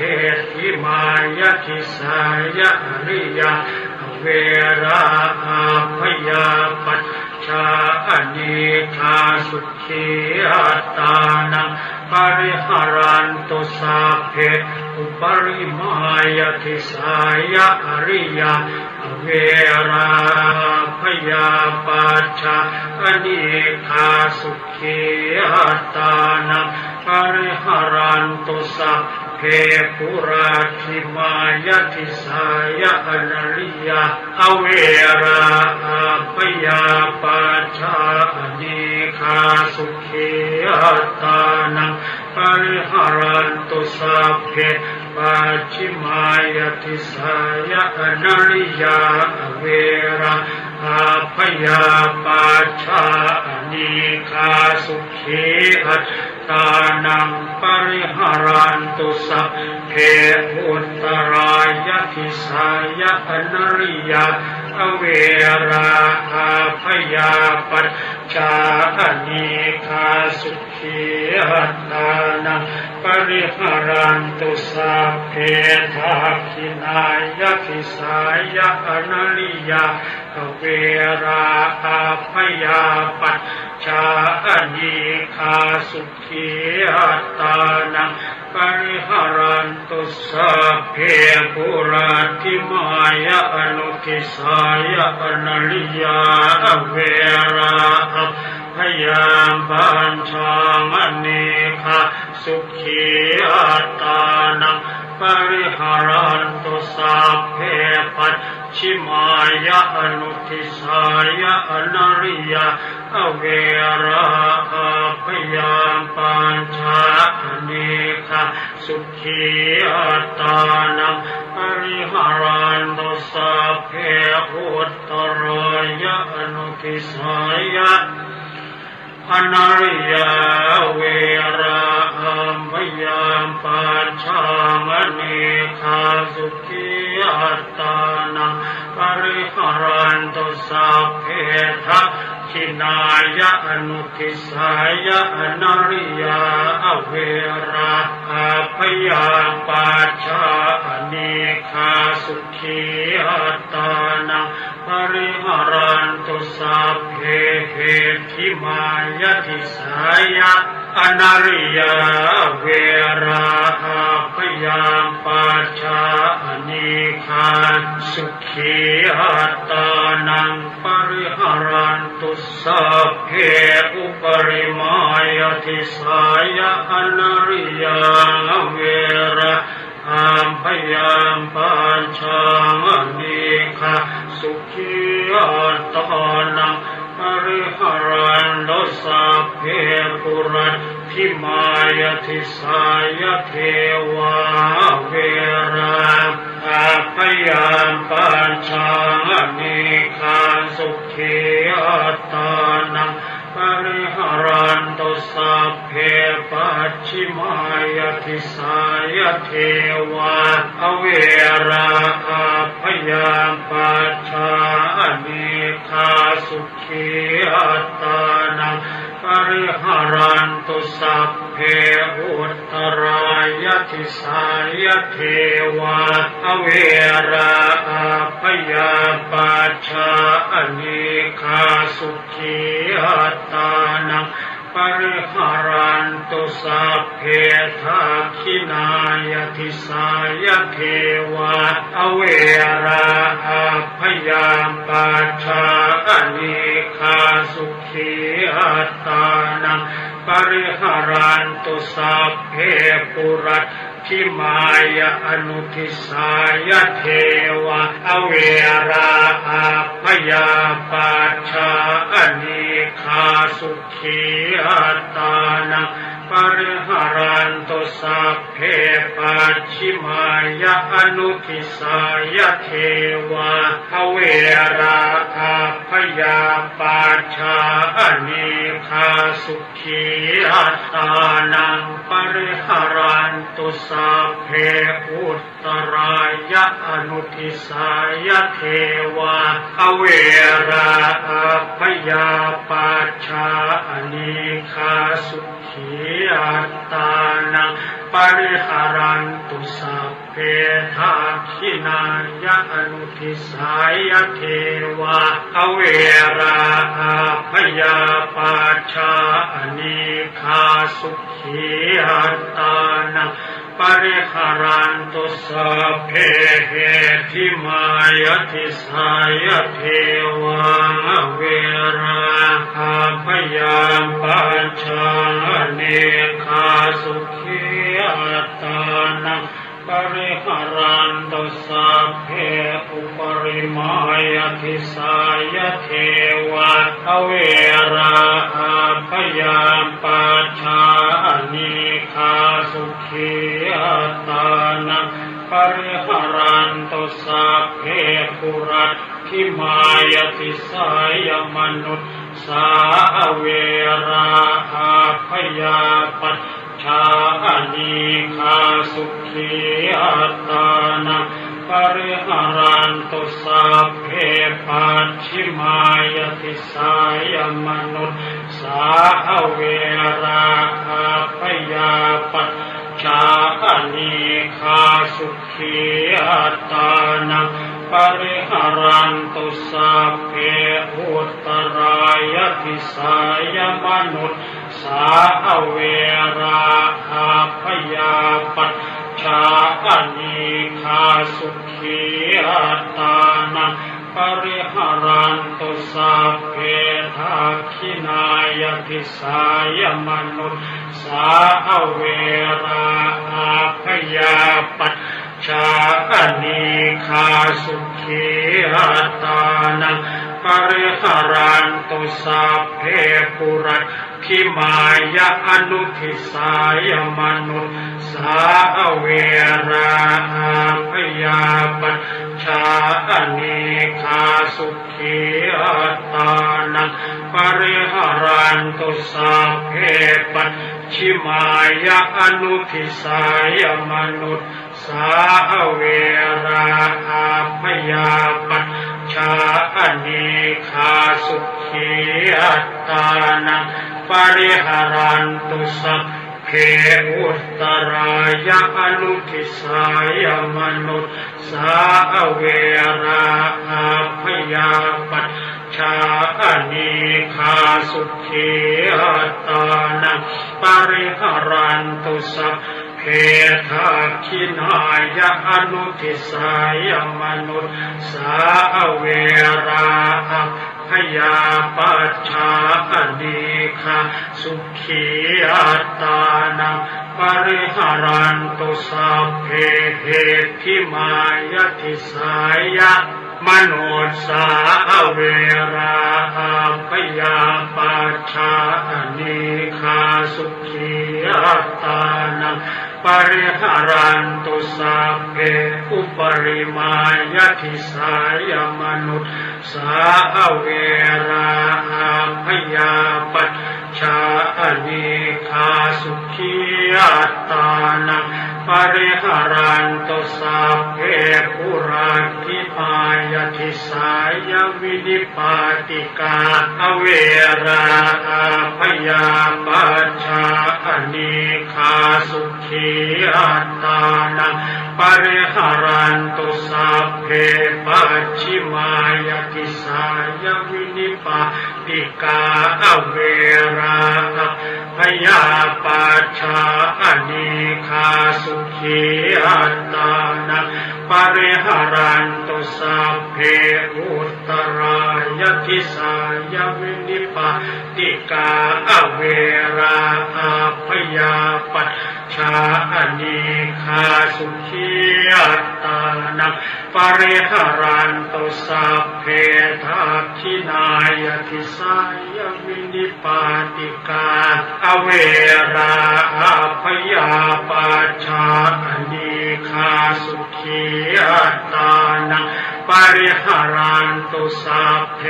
ทักขินายทิสายวินิปาติกาเวราพยาปัชชานิคาสุขีตานังปริหารันตุสัพเพปุราธิมายะอนุทิสายวินิปาติกาเวราพยาปัชชานิคาสุขีตานังปริหารันตุสัพเพปัจฉิมายะอนุทิสายวินิปาติกาเวราพยาปัชชานิคาสุขีตานังปริหารันตุสัพเพอุตตรายะอนุทิสายวินิปาติกาเวราพยาปัชชานิคาสุขีตานังปริหารันตุสัพเพทักขินายะอนุทิสายวินิปาติกาเวราพยาปัชชานิคาสุขีตานังปริหารันตุสัพเพเหติมายทิสายวินิปาติกาเวราพยาปัชชานิคาสุขีตานังปริหารันตุสัพเพอุปริมายทิสายวินิปาติกาเวราพยาปัชชานิคาสุขีตานังปริหารันตุติอิเมหิทัสสหาภาเลหิทิสาภรณะเมตตาเจโตวิมุตติสัพเพสังสัตตานังปีรนังวัจเจตวะอภิรณายะอุปคาตังวัจเจตวะอนุปคาเตนะสันตาปังวัจเจตวะอสันตาเปนะปริยาทานังวัจเจตวะอปริยาทาเนนะวิเหสังเวชเชตวะอวิเหสายสัพเพสัตตาเวริโนโหนตุมาเวริโนสุขิโนโหนตุมาทุขิโนสุขิตาตาโหนตุมาทุขิตาติเมหิอัตถาคาเลหิสัพเพสัตเตเมตายติติเมตตาตังธัมมัง เจตยติติเจโตสัพพพยาปาทัปปริโยธาเนหิมุตจติติเมตตาจเจโตวิมุตติจาติเมตตาเจโตวิมุตติเมตตาธรรมวิหารภาวนา